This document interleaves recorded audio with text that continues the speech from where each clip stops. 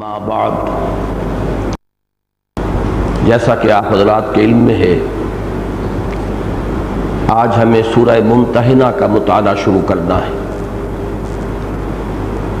یہ سورہ مبارکہ جو 2 رکوعوں اور 13 آیات پر مشتمل ہے،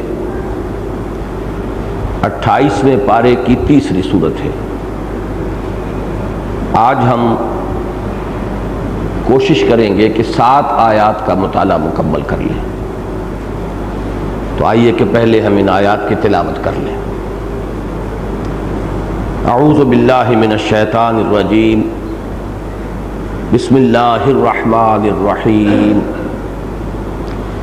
یا ایھا الذین آمنوا لا تتخذوا عدوی وعدوکم اولیاء تلقون الیہم بالمودۃ وقد کفروا بما جاءکم من الحق یخرجون الرسول وإیاکم ان تؤمنوا باللہ ربکم ان کنتم خرجتم جہادا فی سبیلی وابتغاء مرضاتی تسرون الیہم بالمودۃ وَأَنَا أَعْلَمُ بِمَا أَخْفَيْتُمْ وَمَا أَعْلَنْتُمْ وَمَنْ يَفْعَلْهُ مِنْكُمْ فَقَدْ ضَلَّ سَوَاءَ السَّبِيلِ إِنْ يَثْقَفُوكُمْ يَكُونُوا لَكُمْ أَعْدَاءً وَيَبْسُطُوا إِلَيْكُمْ أَيْدِيَهُمْ وَأَلْسِنَتَهُمْ بِالسُّوءِ وَوَدُّوا لَوْ تَكْفُرُونَ لَن تَنْفَعَكُمْ أَرْحَامُكُمْ وَلَا أَوْلَادُكُمْ يَوْمَ الْقِيَامَةِ یفصل بینکم واللہ بما تعملون بصیر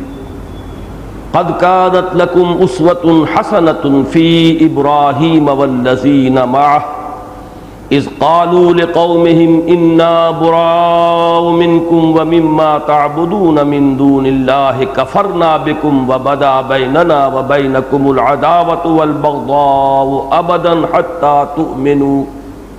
حتى تؤمنوا بالله وحده إلا قول إبراهيم لأبيه لأستغفرن لك وما أملك لك من الله من شيء ربنا عليك توكلنا وإليك أنبنا وإليك المصير ربنا لا تجعلنا فتنة للذين كفروا واغفر لنا ربنا إنك أنت العزيز الحكيم لقد كان لكم فيهم أسوة حسنة لمن كان يرجو الله واليوم الآخر ومن يتول فإن الله هو الغني الحميد عسى الله أن يجعل بينكم وبين الذين عاديتم منهم مودة والله قدير والله غفور رحيم صدق الله العظيم۔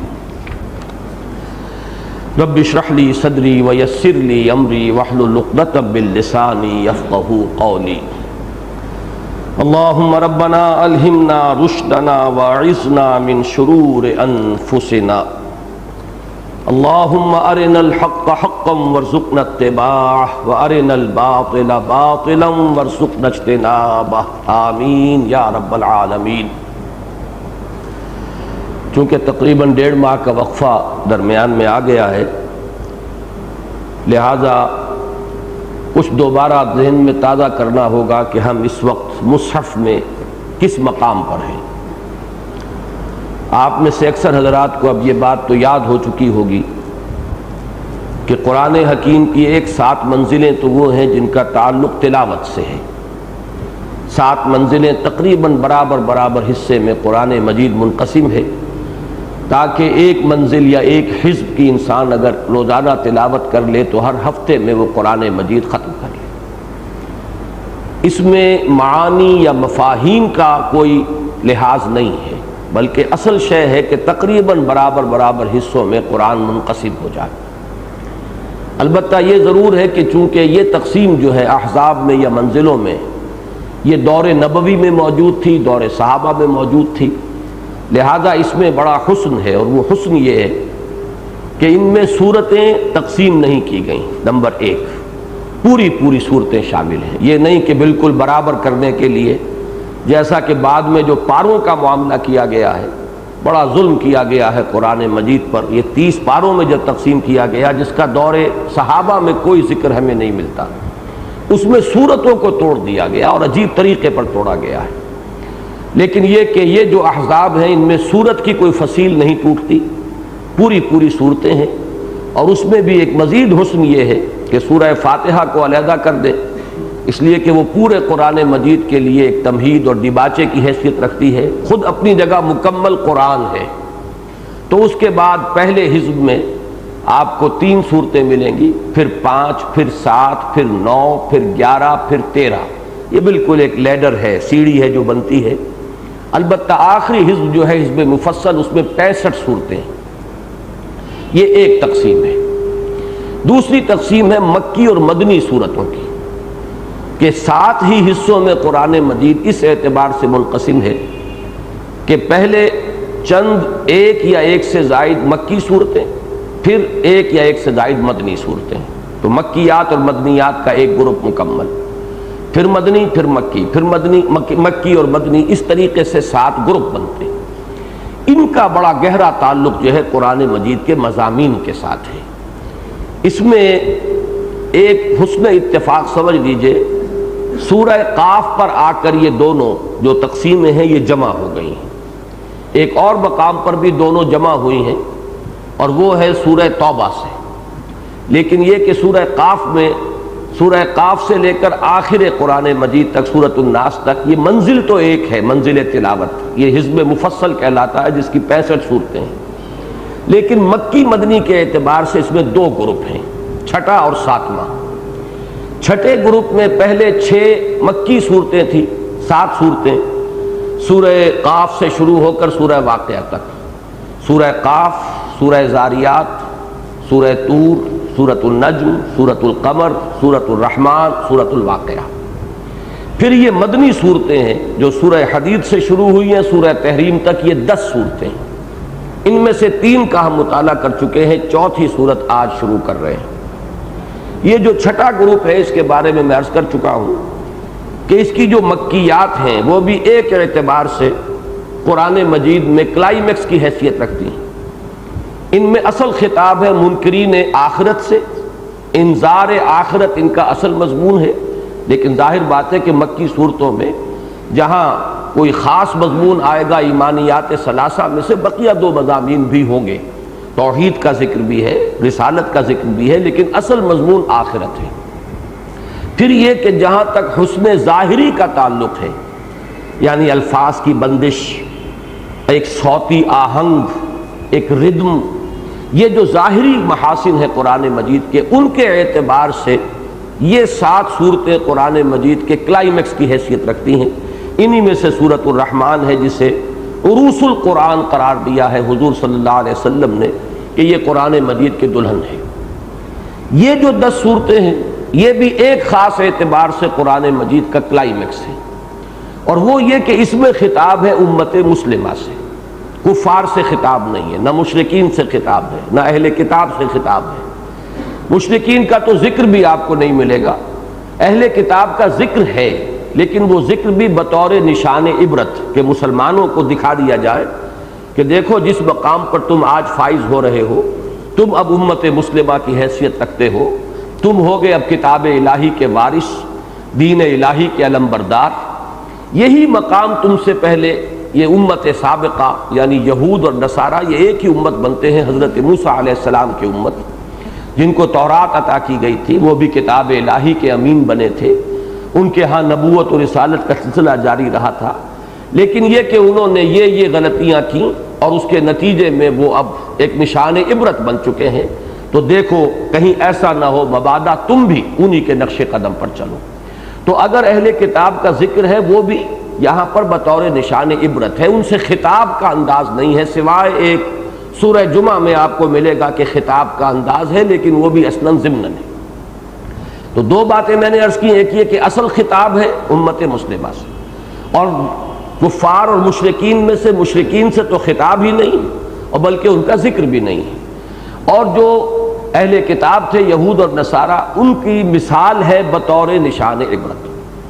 دوسری بات یہ نوٹ کیجئے کہ مسلمانوں سے خطاب میں بھی ملامت کا رنگ ہے، تمہیں کیا ہو گیا ہے، تم کیوں خرچ نہیں کرتے، کیوں اللہ کی راہ میں جہاد نہیں کرتے، کیوں کہتے ہو جو کرتے نہیں ہو، کیوں تم اللہ کے دشمنوں سے دوستی کی پینگیں بڑھاتے ہو؟ یہ انداز آپ کو ان تمام صورتوں میں ملے گا، ملامت کا انداز ہے، اس لیے کہ امت مسلمہ میں آپ کو معلوم ہے کہ ایک طرف مومنین صادقین بھی تھے، دوسری انتہا پر منافقین بھی اس وقت شامل تھے، مسلمانوں میں شامل تھے، قانوناً مسلمان تھے۔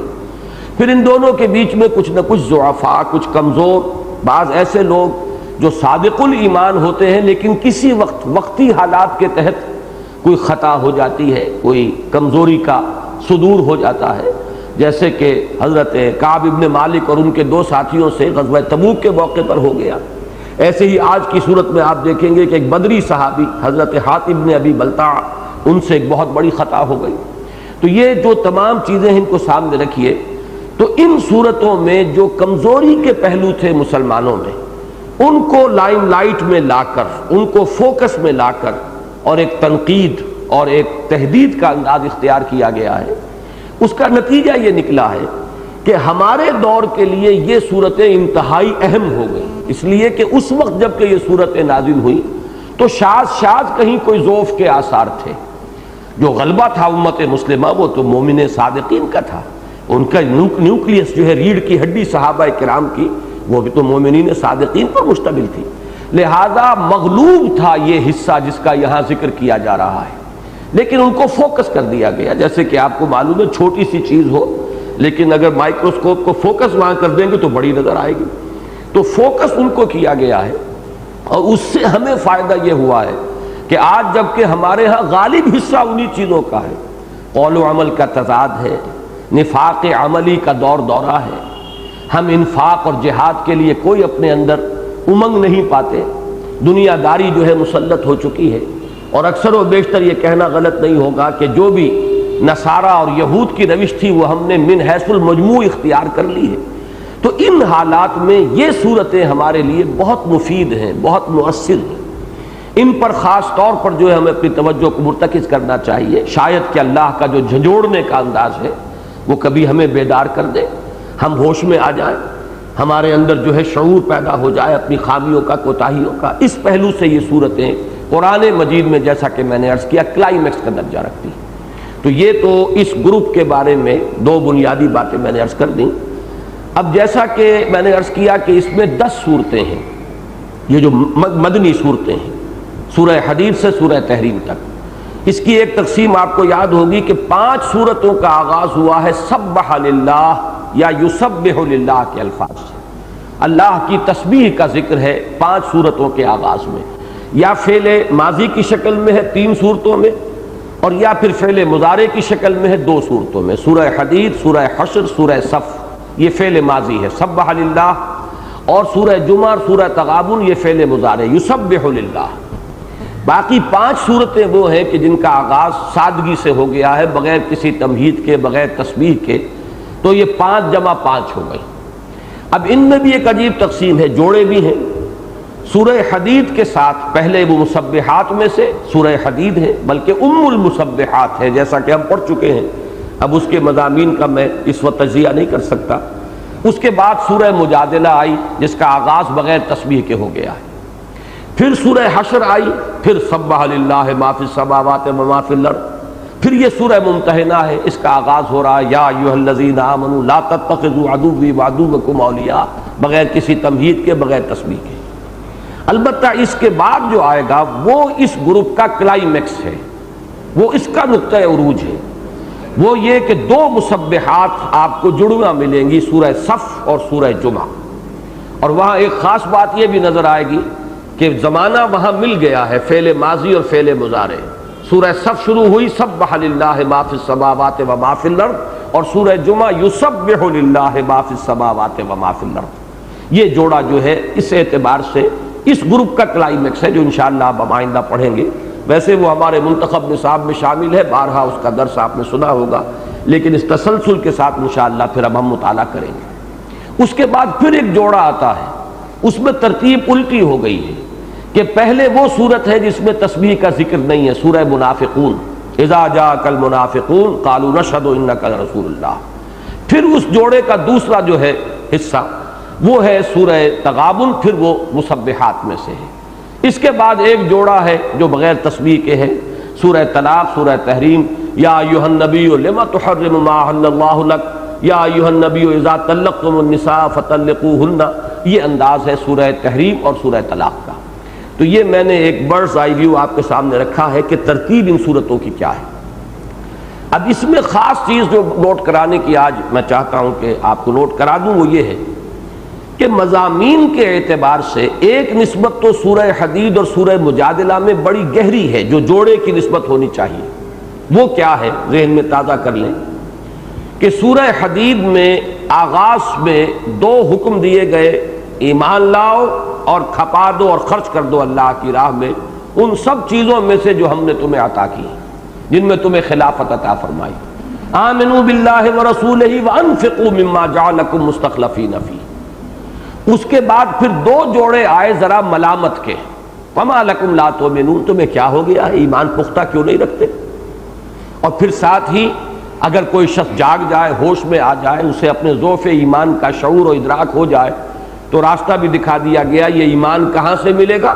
هو الذی ينزل على عبده آیات بینات لیخرجکم من الظلمات الی النور۔ اس کے بعد پھر وہی ایک زجر کا انداز، ڈانٹنے کا انداز، جھنجھوڑنے کا انداز، وما لکم الا تنفقوا فی سبیل اللہ وللہ میراث السماوات والارض، تمہیں کیا ہو گیا، اللہ کی راہ میں خرچ کیوں نہیں کرتے، کھپاتے کیوں نہیں ہو؟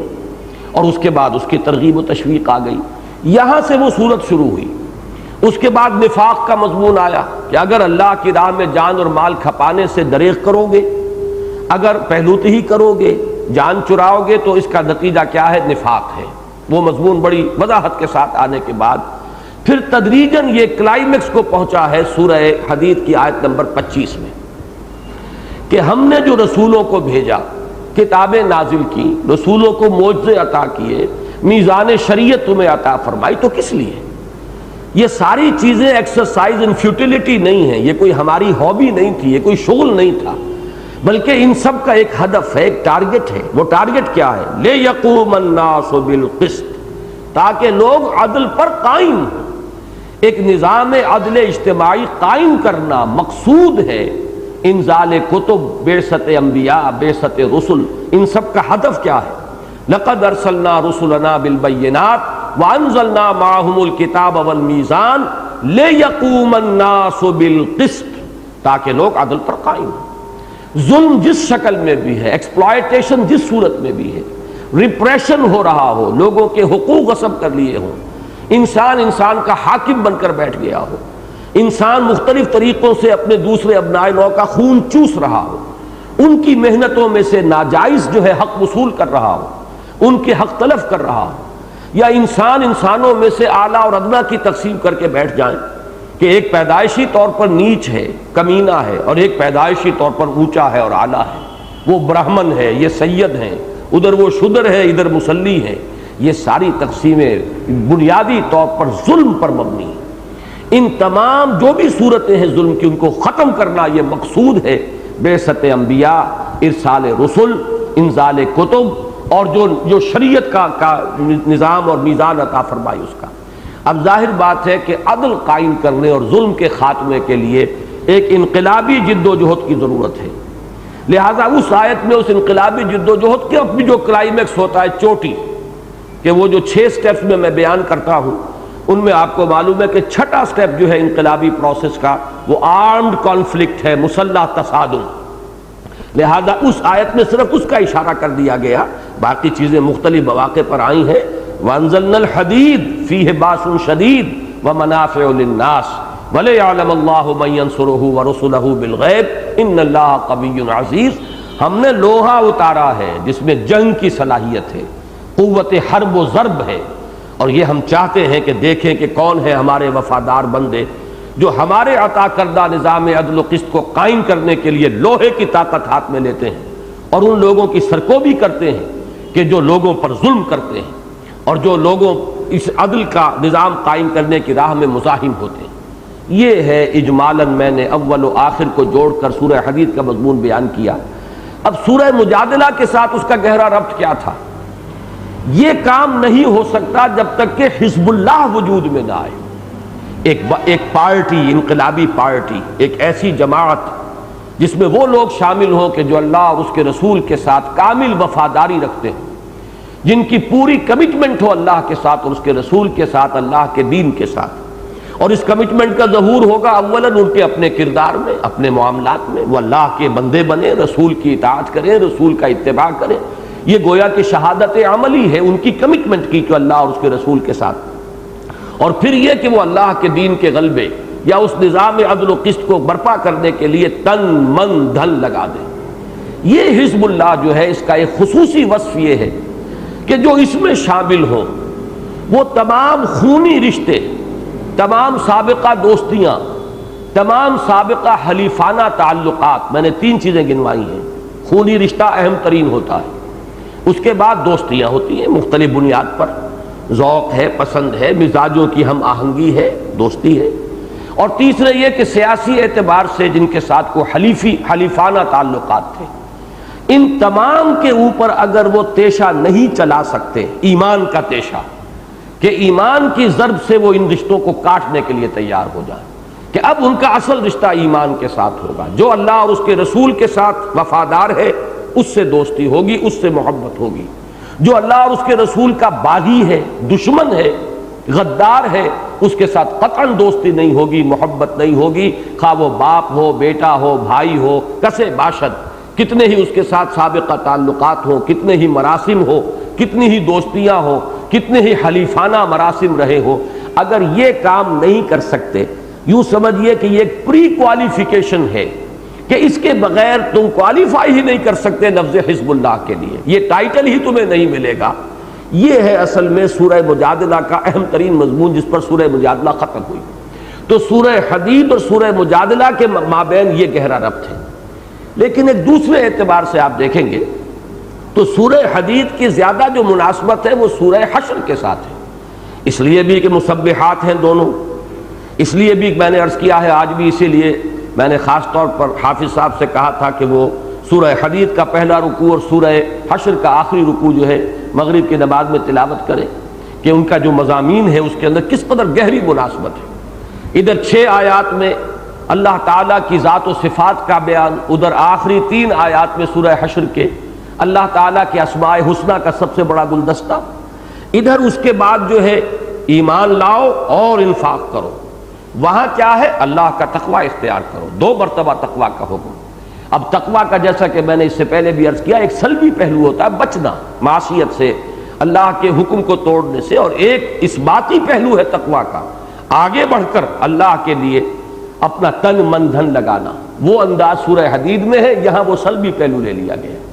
پھر یہ کہ یہاں بھی فرمایا گیا کہ اگر ایمان میں تمہیں ذوق محسوس ہو رہا ہے تو یہ آیات بینات ہم نے اسی لیے تو نازل کی ہے اپنے بندے پر صلی اللہ علیہ وسلم، اس میں غوطہ زنی کرو، اس سے وہ ایمان حقیقی تمہیں حاصل ہوگا۔ یہی بات سورہ حشر کے آخر میں فرما دی گئی، لو انزلنا ھذا القرآن علی جبل لرأیتہ خاشعا متصدعا من خشیۃ اللہ۔ اسی طرح جو مابعد الطبیعیات کے موضوع ہے فلسفے کا، اس کا چوٹی کا مضمون جو ہے حقیقت وجود، اس پر سورہ حدید کے جو آیت نمبر 3 ہے، هو الاول والآخر والظاہر والباطن، اور جو فلسفے کی ایک دوسری شاخ ہے نفسیات انسانی، اس کے اعتبار سے چوٹی کی آیت ہے سورہ حشر کے جو آخری رکوع میں ہے، وَلَا تَكُونُوا كَالَّذِينَ نَسُوا اللَّهَ فَأَنسَاهُمْ أَنفُسَهُمْ أُولَٰئِكَ هُمُ الْفَاسِقُونَ۔ تو پہلا رکوع سورہ حدید کا اور آخری رکوع سورہ حشر کا انتہائی مشابہت ہے اور مناسبت ہے، مضامین کی ترتیب عکسی ہے۔ اب دیکھیے یہاں تک بات ہوئی ہے کہ سورہ حدید شروع ہوئی سبح للہ ما فی السماوات والارض سے، اور سورہ حشر ختم ہوئی یسبح لہ ما فی السماوات والارض وہو العزیز الحکیم۔ بالکل وہاں کا جو ابتدائیہ ہے یا اختتام ہو رہا ہے، صرف اس فرق کے ساتھ کہ وہاں فعل ماضی ہے، یہاں فعل مضارع ہے۔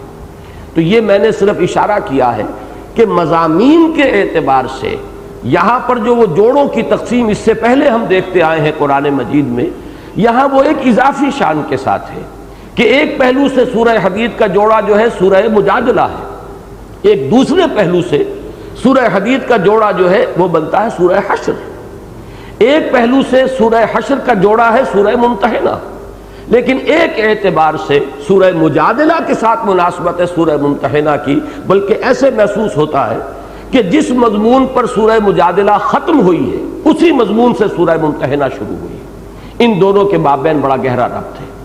اب اس چیز کے بعد آخری بات تمہیداً میں یہ عرض کروں گا کہ میں بار بار آج لفظ استعمال کر رہا ہوں کلائمیکس، کہ اس پہلو سے یہ مقام کلائمیکس ہے، اور بارہا میں نے یہ اصطلاح استعمال کی ہے کہ قرآن مجید میں بہت سے مضامین بتکرار و اعادہ آئے ہیں، بہت سے مقامات پر آئے، لیکن ہر مضمون پر کوئی ایک مقام جو ہے وہ اس کے نقطہ عروج، اس کے کلائمیکس کی حیثیت رکھتا ہے۔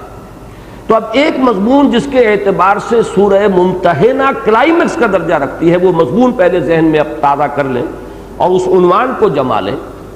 وہ عنوان ہے کفار کے ساتھ موالات یا مدارات یا مواسات، اس کے ضمن میں اللہ کا حکم کیا ہے۔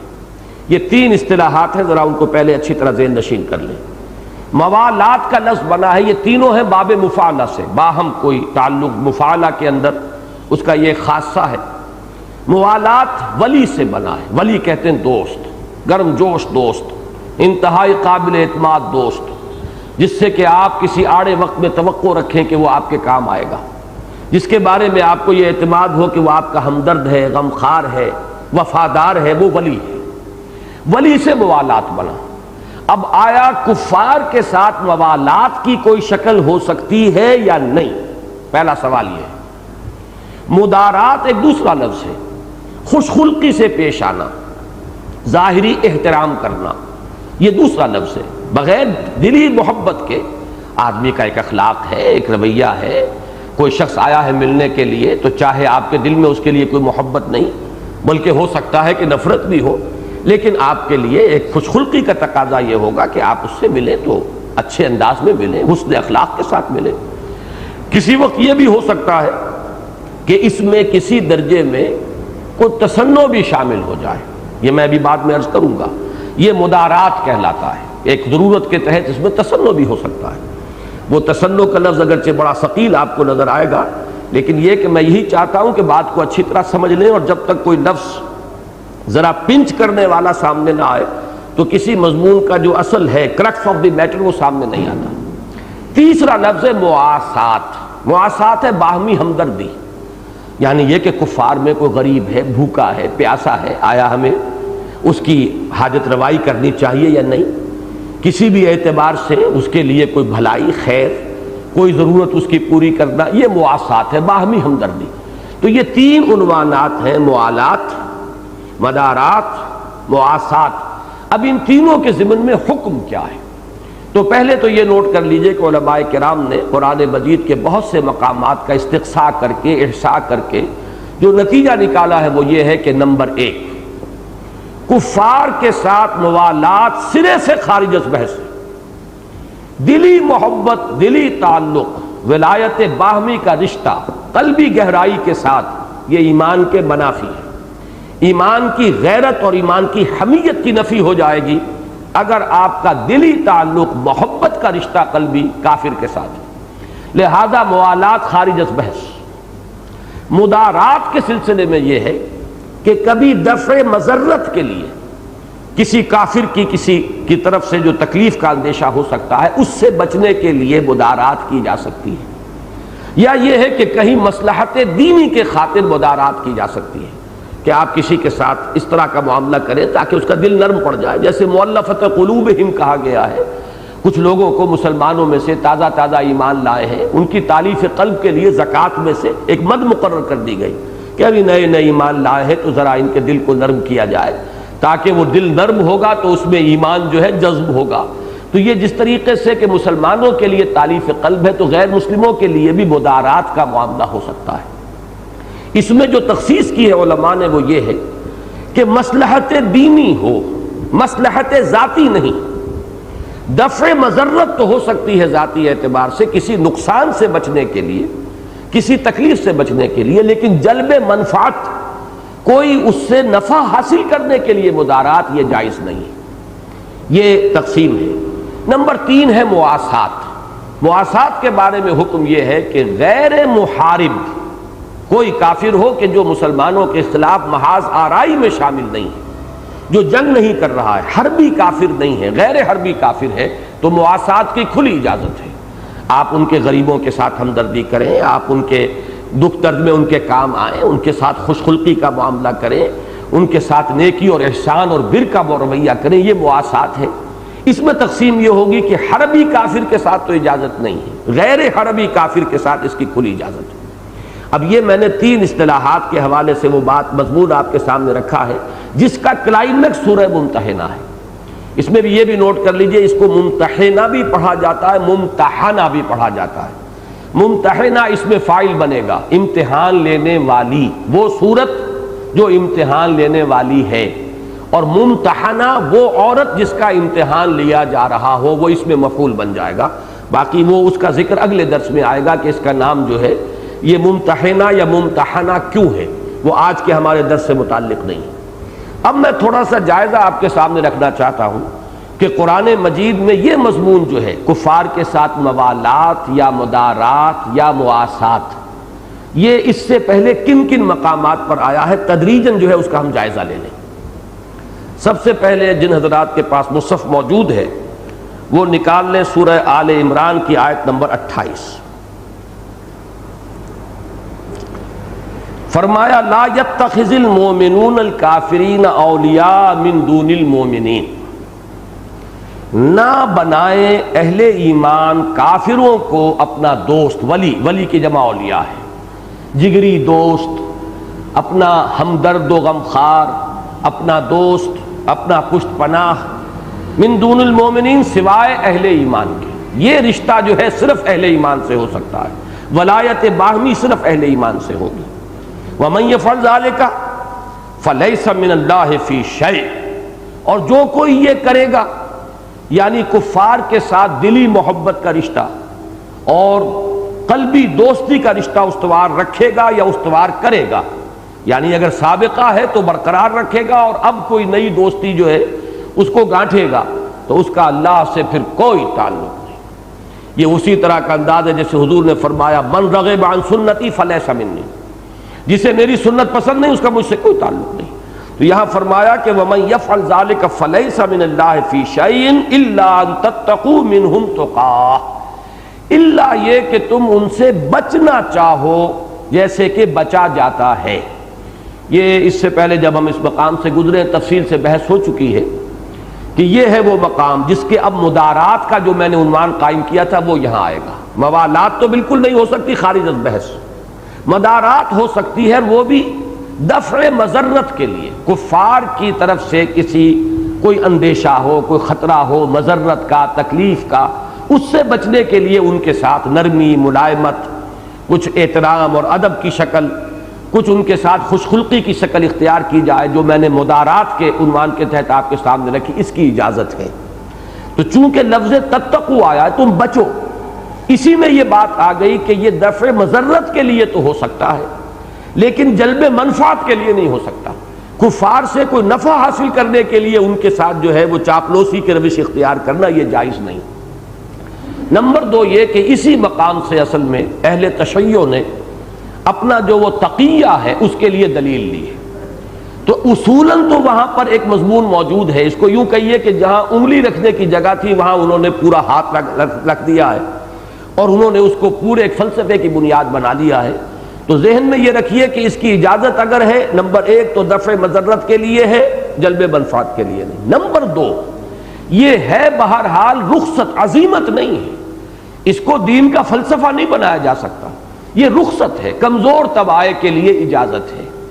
جیسی کہ اجازت یہ ہے کہ کہیں آپ بھوکے مر رہے ہو تو آپ خنزیر کھا کر یا مردار کا گوشت کھا کر بھی جان بچا سکتے ہیں، اس درجے کی کوئی شے ہے، اسے مثبت طور پر دین کا ایک جز بنا لینا اور اس کے لیے پھر آگے بڑھ کر یہ کہ دین کے 10 حصوں میں سے 9 حصے جو ہے وہ تقیہ ہی ہے، یہ در حقیقت یہ ایک بات کا بتنگڑ بنا لینا جسے ہم کہتے ہیں محاورے میں، اور صرف یہ کہ انگلی رکھنے کی گنجائش ہے اور وہاں پر جو ہے پوری عمارت کھڑی کر لی گئی ہے، تو یہ ان کی مبالغہ آمیزی ہے۔ لیکن اصولاً جو ہے رخصت کے انداز میں یہاں سے ایک گنجائش ملتی ہے کہ کسی وقت جان بچانے کے لیے، جیسے کہ حضرت عمار ابن یاسر کا معاملہ ہے۔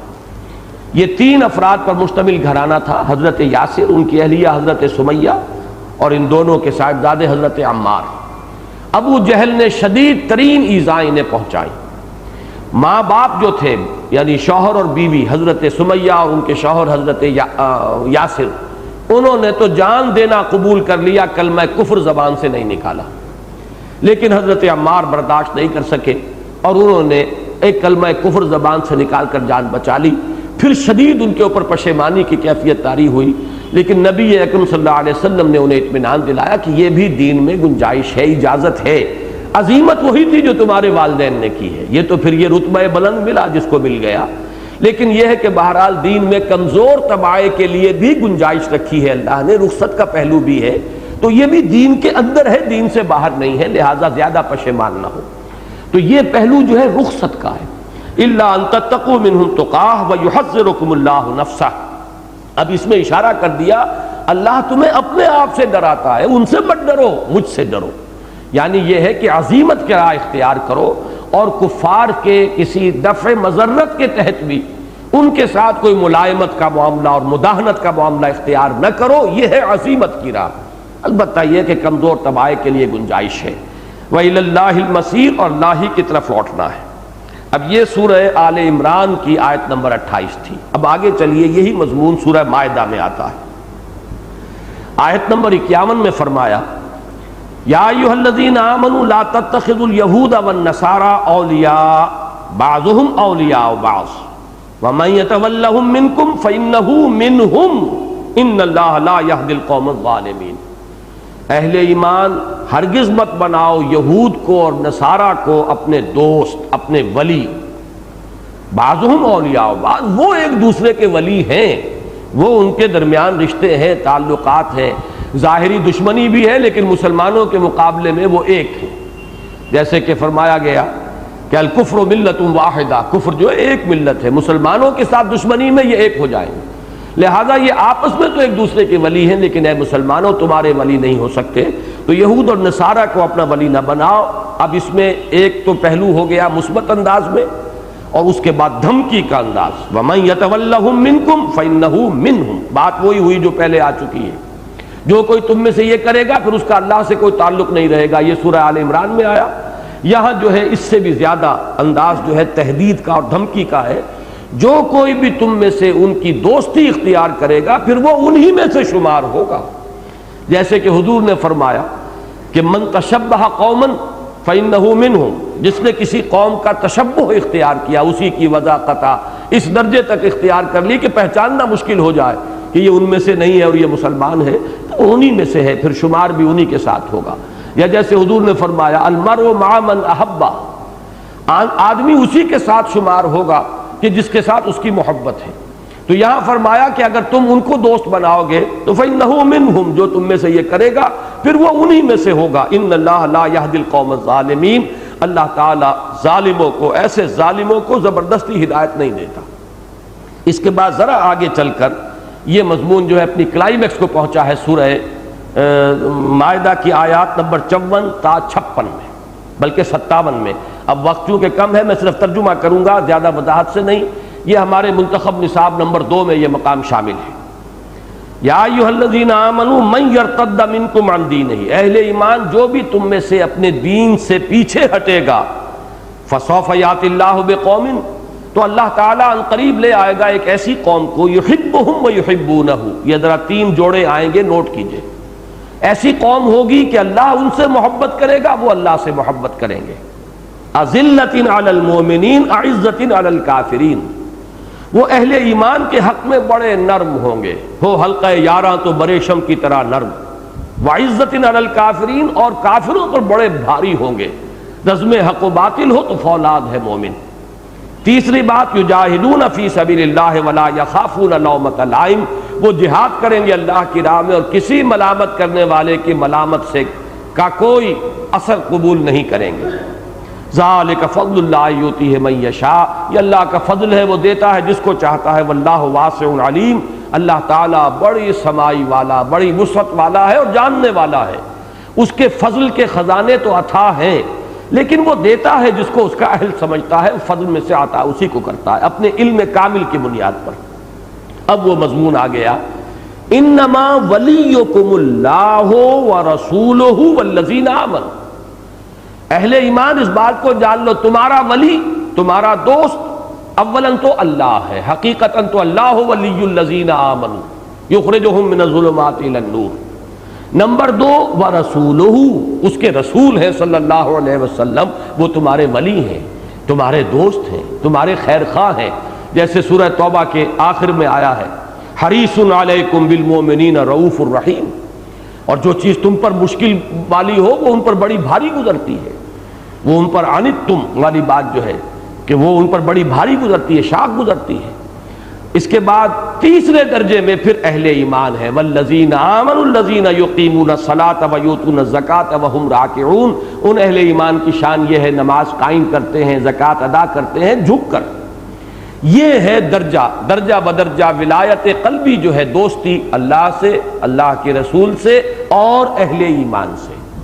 اب اسی کو دوبارہ فرمایا وَمَن يَتَوَلَّ اللَّهَ وَالرَّسُولَهُ وَالَّذِينَ آمَنُوا فَإِنَّ حِزْبَ اللَّهِ هُمُ الْغَالِبُونَ، جان لو کہ جو یہ شکل اختیار کر لے گا کہ اس کی قلبی دوستی اور اس کی دلی محبت صرف اللہ سے ہو اور اس کے رسول سے ہو اور اہل ایمان سے ہو، تو جان لو کہ پھر یہی حزب اللہ ہیں، یہ کوالیفائی کر لیتے ہیں ٹائٹل حزب اللہ کا، اور جان لو کہ حزب اللہ ہی پھر غالب ہونے والی ہے۔ اس کے بعد پھر فرمایا یا ایھا الذین آمنوا لا تتخذوا الذین اتخذوا دینکم ہزوا ولعبا من الذین اوتوا الکتاب من قبلکم والکفار اولیاء، اہل ایمان ہرگز مت بناؤ کفار جو ہیں اہل کتاب میں سے، جنہیں کتاب دی گئی تم سے پہلے، انہیں اپنا دوست نہ بناؤ جو تمہارے دین کا استہزاء کرتے ہیں، مذاق اڑاتے ہیں۔ واتقوا اللہ ان کنتم مؤمنین، اللہ کا تقوی اختیار کرو اگر تم مومن۔ تو یہ سورہ مجادلہ کا جو ہم نے پچھلی مرتبہ پڑھا تھا، وہ جو پڑھ چکے ہیں عنقریب اس پر آ جائیے۔ سورہ مجادلہ کی 2 آیات،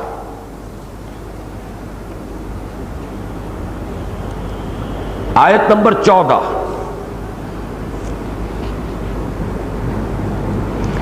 الم تر الی الذین تولوا قوما غضب اللہ علیہم ما هم منکم ولا منہم ویحلفون علی الکذب وہم یعلمون، کیا تم نے دیکھا نہیں ان لوگوں کو جو دوستی کا اور ولایت باہمی کا رشتہ رکھتے ہیں اس قوم سے جس پر اللہ کا غضب نازل ہوا ہے، مراد یہود ہیں، کہ جو بھی مدینے میں اوس اور خزرج کے 2 قبیلے مسلمانوں کے جو ایمان لائے، اور ان میں ظاہر بات ہے کہ کچھ ضعفاء بھی تھے، کچھ منافقین بھی تھے، ان منافقین اور ضعفاء کے محبت کے رشتے قائم تھے یہود کے ساتھ، جن سے بڑے پرانے مراسم تھے، بہت طویل عرصے سے رہ رہے تھے، ان کی دوستیاں تھیں، محبتیں تھیں۔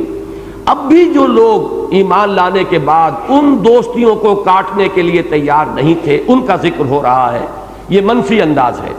الم تر الی الذین تولوا قوما غضب اللہ علیہم، کیا تم نے دیکھا نہیں ان لوگوں کو جو ایسی قوم کے ساتھ دوستی کا رشتہ استوار کر رہے ہیں جن پر اللہ کا غضب نازل ہو چکا ہے؟ ما ہم منکم ولا منہم، اے مسلمانوں کان کھول کر سن لو، وہ نہ تم میں سے ہے نہ ان میں سے ہے۔ یہ ہے منافقین کا معاملہ کہ یہ مذبذبین بین ذالک لا الہ ہؤلاء ولا الہ ہؤلاء۔ اور اب آخری آیت جو ہے وہ اس سورہ مبارکہ میں اس مضمون کا کلائمیکس تھا، فرمایا لا تجد قوما یؤمنون باللہ والیوم الآخر، تم ہرگز نہیں پاؤ گے کسی قوم کو جو ایمان رکھتے ہوں اللہ پر اور یوم آخر پر، یوادون من حاد اللہ، کہ وہ محبت رکھتے ہوں، دلی الفت رکھتے ہوں ان سے جو اللہ کے دشمن ہوں، اللہ کے ساتھ انہوں نے محاربے کی روش اختیار کی ہو، ورسولہ، اور اس کے رسول کے ساتھ، ولو کانوا آباہم، خواہ وہ ان کے باپ ہوں، او ابناہم یا ان کے بیٹے ہوں، او اخوانہم یا ان کے بھائی ہوں، او عشیرتہم یا ان کے رشتہ دار ہوں، اولئک کتب فی قلوبہم الایمان، یہ ہیں وہ لوگ جنہوں نے یہ سارے رشتے کاٹ دیے ہیں ایمان کی تلوار سے، یہ ہیں کہ جن کے دلوں میں اللہ نے ایمان لکھ دیا ہے، جاگزین کر دیا ہے، ان کے جس طرح پتھر پہ لکیر ہو جاتی ہے اس طرح ان کے دلوں پر ایمان نقش ہو گیا ہے۔ وَأَيَّدَهُمْ بِرُوحٍ مِّنْهُ، اور اللہ نے ان کی مدد کی ہے، تائید فرمائی ہے خاص اپنی طرف سے رحمت اور روح کے ذریعے۔ وَيُدْخِلُهُمْ جَنَّاتٍ تَجْرِي مِن تَحْتِهَا الْأَنْهَارُ خَالِدِينَ فِيهَا، اور اللہ داخل کرے گا انہیں ان باغات میں جن کے دامن میں ندیاں بہتی ہوں گی، جن میں وہ ہمیشہ ہمیش رہیں گے۔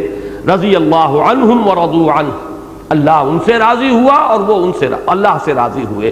اولئک حزب اللہ، یہ ہے اللہ کی پارٹی، یہ ہے اللہ کی حزب، یہ ہیں جو کوالیفائی کر گئے ہیں، اب یہ ٹائٹل جو ہے انہوں نے حاصل کر لیا ہے کہ وہ اللہ کی حزب ہیں۔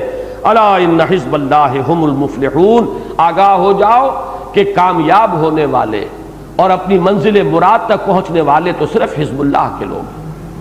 یہ میں نے 3 مقامات بتائے، لیکن ان میں ایک قدر مشترک ہے، اور وہ یہ ہے کہ ان میں خاص طور پر مخاطب کون ہے؟ نصارہ، مدینے کے مسلمان، اور ان میں کن کی دوستی کی طرف اشارہ کیا جا رہا ہے؟ یہود کی، کیونکہ یہود وہاں پر آباد تھے، 3 قبیلے موجود تھے، ان کے حلیفانہ تعلقات تھے، دوستیاں تھیں۔ یہود کی دشمنی جو ہے وہ بالکل ازہر من الشمس تھی۔ اب ظاہر بات ہے کہ اس کے باوجود کسی اوسی یا خزرجی نے ان کے ساتھ اگر کوئی تعلق برقرار رکھا ہے تو گویا کہ اس کے ایمان کی نفی ہوگی۔ اب میں 2 مقامات، بلکہ ایک تو پہلے، اور اب سورہ جب ہم پڑھیں گے ممتحنہ تو وہ بات واضح ہو کر سامنے آ جائے گی۔ معاملہ مہاجرین کا جو ہے قرآن مجید میں یا تو سورہ توبہ میں آیا ہے، اور یا پھر یہ سورہ ممتحنہ میں جو آج ہمیں پڑھنا ہے۔ سورہ توبہ کا مقام میں چاہتا ہوں کہ آپ دیکھ لیں۔ سب سے پہلے تو آیت 8 تا 10، یہ یاد ہوگا آپ حضرات کو، ابھی دورہ قرآن میں بھی ہم اس تجزیے کو دہرا چکے ہیں کہ سورہ توبہ میں رکوع نمبر 2 اور رکوع نمبر 3 ان کا زمانہ نزول ہے فتح مکہ سے متصلا قبل، جبکہ حضور صلی اللہ علیہ وسلم مکے کی طرف پیش قدمی کا ارادہ فرما رہے تھے، اور اس وقت ظاہر بات ہے کہ مہاجرین پر اب یہ مرحلہ بڑا کڑا آ گیا تھا۔ اب تک جتنی بھی تنقیدیں ہوئی تھیں وہ تھیں مدینے کے مسلمانوں میں سے جو لوگ یہود کے ساتھ تعلق رکھتے تھے۔ اس نقطے کو اچھی طرح سمجھ لیجئے۔ ظاہر بات ہے کہ مہاجرین کا معاملہ تھا ہی نہیں، وہ تو آئے ہیں مکے سے ہجرت کر کے، یہاں کسی سے دوستیاں ان کی ہیں ہی نہیں، یہاں کوئی مراسم نہیں، یہود سے ان کے کوئی دیرینہ مراسم نہیں، کوئی حلیفانہ تعلقات نہیں۔ لہذا یہ سورہ آل عمران کی آیت، سورہ مائدہ کی آیات، سورہ مجادلہ کی آیات جو ہے، ان میں روح سخن کن کی طرف ہے؟ مدینے کے مسلمان انصار، اور ان میں کن کی دوستی سے روکا گیا؟ یہود کی دوستی سے۔ لیکن یہ مرحلہ جو اب آ رہا تھا، حضور اب اقدام فرمانے والے تھے مکے کی طرف۔ مکے میں کون لوگ آباد تھے؟ مہاجرین کے رشتہ دار، ان کے کنبے، ان کے قبیلے، ان کے رشتہ دار، بعض کے اہل و عیال وہیں تھے، ان سے اگرچہ تعلقات منقطع ہو گئے لیکن بہرحال رشتہ داریاں تھیں ابھی تک۔ اسی سورہ مبارکہ میں، سورہ ممتحنہ میں آخری حکم دیا گیا ہے کہ رشتہ مناکحت ختم کیا جا رہا ہے۔ کوئی مسلمان اب کسی کافرہ مشرکہ کو اپنے نکاح میں نہیں رکھ سکتا، اور کوئی مسلمان خاتون کسی کافر یا مشرک کے نکاح میں نہیں رہ سکتی۔ یہ دوسرا جو حصہ ہم پڑھیں گے اگلی مرتبہ اس کا مضمون ہے۔ لیکن یہ کہ تاحال تو وہ رشتے برقرار تھے، پھر یہ کہ رشتے وہ مناکحت والے ختم ہو گئے ہوں، بہرحال ان کے چچا، ان کے تایا، ہو سکتا ہے بہت سو کے والدین وہ وہاں موجود ہوں، کنبے تھے، قبیلے تھے۔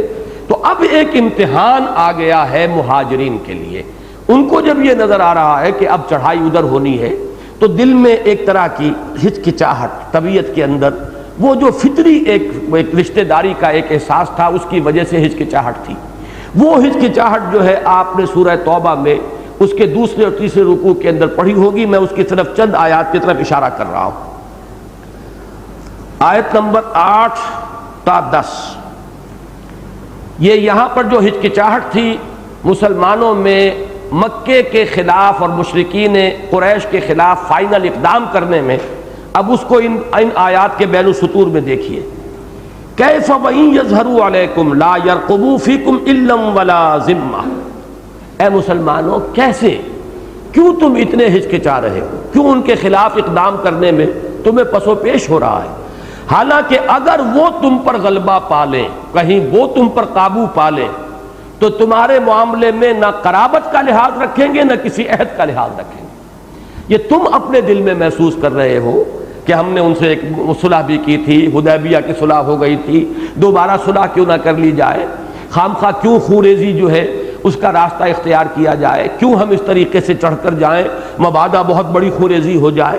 اب دل میں جو کچھ ہے وہ تو اللہ جانتا ہے، لیکن کہنے میں جو آ رہا تھا وہ یہ کہ صلح بہتر ہے جنگ سے، اور نمبر دو یہ کہ بہرحال یہ مکے کے متولی ہیں، کعبے کے متولی ہیں، حاجیوں اور عمرہ کرنے والوں کی خدمات کرتے ہیں۔ یہ پورا مضمون جو ہے یہ دوسرا اور تیسرا رکوع سورہ توبہ کا، اس کو ذہن میں رکھیے۔ فرمایا کیف وَإِن يَظْهَرُوا عَلَيْكُمْ لَا يَرْقُبُوا فِيكُمْ إِلًّا وَلَا ذِمَّةً يُرْضُونَكُمْ بِأَفْوَاهِهِمْ، اے مسلمانوں یہ تمہیں راضی کرنا چاہتے صرف اپنی باتوں سے، اپنے منہوں سے، وَتَابَ قُلُوبُهُمْ، ان کے دل انکاری ہیں، وہ تم سے کوئی دلی محبت نہیں رکھتے، وَأَكْثَرُهُمْ فَاسِقُونَ، اور ان میں سے اکثر جو ہے فاسق ہیں، نافرمان ہیں۔ آگے چل کر فرمایا آیت نمبر 10 میں لا يرقبون فی مومن الا ولا ذمہ، کسی مومن کے بارے میں یہ لوگ نہ کسی قرابت کا پاس کریں گے نہ کسی عہد کا لحاظ رکھیں گے، واولئک هم المعتدون، اور یہی ہیں حد سے تجاوز کرنے والے اور زیادتی کرنے والے۔ یہ ترغیب ہے مکے کے خلاف اور قریش کے خلاف اقدام کی۔ اس کے بعد آیت نمبر 24 جو ہے وہ پھر میں عرض کر رہا ہوں وہی لفظ آ رہا ہے کہ چوٹی ہے اس اعتبار سے اس مضمون کی۔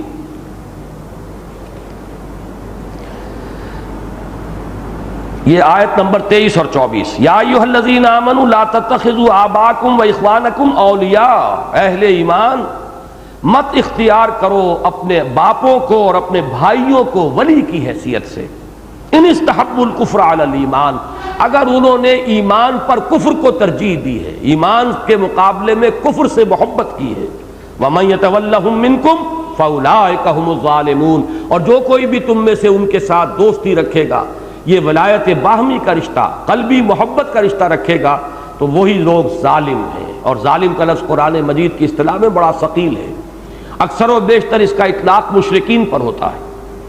اب دیکھیے وہ آیت آ گئی، قل کہہ دیجئے نبی، ان کان آباؤکم وابناؤکم واخوانکم وازواجکم وعشیرتکم، یہ بالکل سورہ مجادلہ کی آخری آیت اور یہ سورہ توبہ کی آیت ہم وزن ہے، لیکن وہاں روح سخن کن سے تھا؟ نصارہ سے، مدینے کے انصار سے، اور روکا گیا تھا یہود کی دوستی سے۔ یہاں روح سخن کن کی طرف ہے؟ مہاجرین کی طرف، اور روکا جا رہا ہے قریش کی دوستی سے، اور وہاں جو رشتہ داریاں ہیں اور تعلقات ہیں ان کو برقرار رکھنے سے۔ کہہ دیجئے کہ اگر تمہیں اپنے باپ اور اپنے بیٹے اور اپنے بھائی اور اپنی بیویاں اور اپنے رشتہ دار اور وہ مال جو تم نے جمع کیے ہیں اور وہ تجارت جس کا تمہیں کساد کا اندیشہ رہتا ہے اور وہ مکان جو تم نے بنائے ہیں، اگر یہ محبوب تر ہیں اللہ سے اور اس کے رسول سے اور اللہ کی راہ میں جہاد کرنے سے، فَتَرَبَّصُوا حَتَّىٰ يَأْتِيَ اللَّهُ بِأَمْرِهِ، تو جاؤ انتظار کرو یہاں تک کہ اللہ تعالیٰ اپنا فیصلہ سنا دے، اور اللہ ایسے لوگوں کو وَاللَّهُ لَا يَهْدِي الْقَوْمَ الْفَاسِقِينَ، ایسے فاسقوں کو ہدایت نہیں دیتا۔ اس کا ہم مضمون ہے معاملہ کہ جو سورہ ممتحنہ کا ہے، اس لیے کہ سورہ ممتحنہ کا بھی زمانہ نزول بالکل وہی ہے جو سورہ توبہ کے ان دو رکوعوں کا ہے، دوسرے اور تیسرے رکوع کا۔ یہ صلح حدیبیہ کے بعد اور فتح مکہ سے قبل نازل ہوئی، اور اس کا جو پس منظر ہے ان آیات کا جو آج ہم پڑھ رہے ہیں وہ ایک خاص واقعہ ہے۔ وہاں تو یہ فرمایا گیا کہ اقدام سے کیوں ہچکچا رہے ہو، یہ سورہ توبہ کی آیات میں۔ یہاں ایک واقعہ پیش آ گیا کہ جب حضور صلی اللہ علیہ وسلم نے تیاری شروع کر دی، صلح حدیبیہ توڑی تھی، خود حلیف تھے قریش کے قبیلہ، قریش نے خود نہیں توڑی تھی، قریش کا حلیف ایک قبیلہ تھا، اس نے توڑ دی۔ اب ظاہر بات ہے مسلمانوں کا ایک حلیف قبیلہ تھا، اس پر اس نے حملہ کیا۔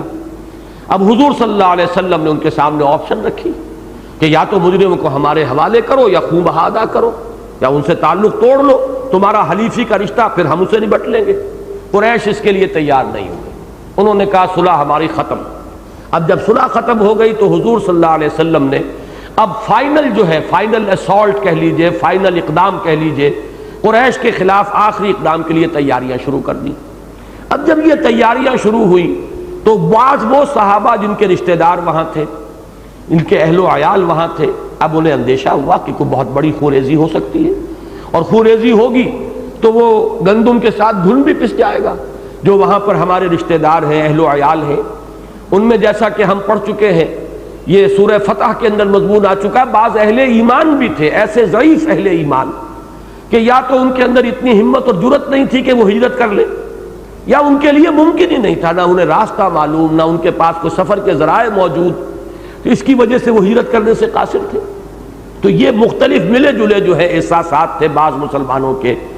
اب ان میں سے بہت سے تو مسلمان وہ تھے کہ جن کے قبیلے وہاں تھے، انہیں یہ اندازہ تھا کہ قبائلی عصبیت ہوتی ہے تو ہمارے اہل عیال کو وہاں جو قبائلی تعلق ہے اس کی وجہ سے انہیں ایک پروٹیکشن حاصل ہو جائے گا۔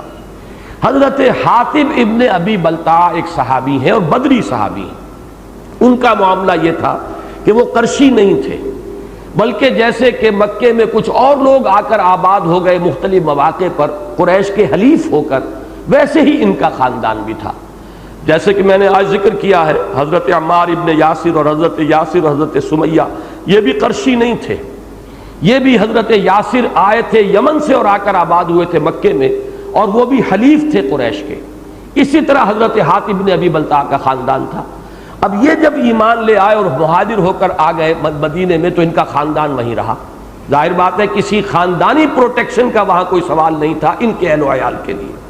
اب انہیں ایک خیال آیا کہ میں اگر قریش پر ایک احسان کر دوں، میں اطلاع دے دوں کہ محمد الرسول اللہ صلی اللہ علیہ وسلم تمہارے خلاف اب چڑھائی کی تیاریاں کر رہے ہیں، تو میرے اس احسان کی وجہ سے وہ میرے اہل و عیال کے ساتھ حسن سلوک کریں گے، انہیں ایک طرح کی پروٹیکشن حاصل ہو جائے گی۔ لہٰذا انہوں نے ایک خاتون جو آئی ہوئی تھی وہیں سے مکے سے چل کر آئی تھی حضور سے کچھ مالی مدد لینے کے لیے، حضور نے یہاں سے کچھ مالی مدد کا اہتمام کیا، وہ واپس جا رہی تھی، اس کو خط دے دیا حضرت حاتب نے ابی بلتع نے۔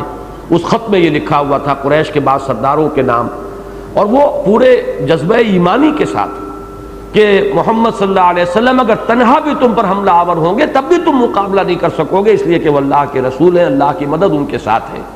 لیکن یہ ہے کہ وہ تو اب پوری تیاری بھی کر رہے ہیں۔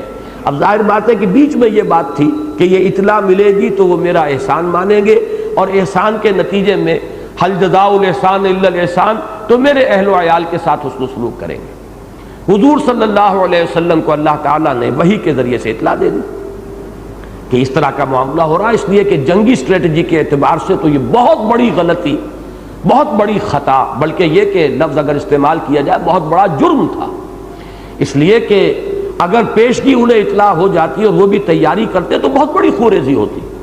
حضور کا جو مقصد تھا وہ یہ تھا کہ آپ ایک سرپرائز دیں تاکہ قریش کو تیاری کا موقع نہ ملے اور وہ ہتھیار ڈال دیں، مغلوبیت اختیار کر لیں۔ اسی میں اس بات کی توقع ہو سکتی تھی کہ کم سے کم خوریزی ہو۔ یہ تو یقین تھا کہ حضور کو صلی اللہ علیہ وسلم اللہ تعالیٰ فتح عطا فرمائے گا، قوت اتنی تھی۔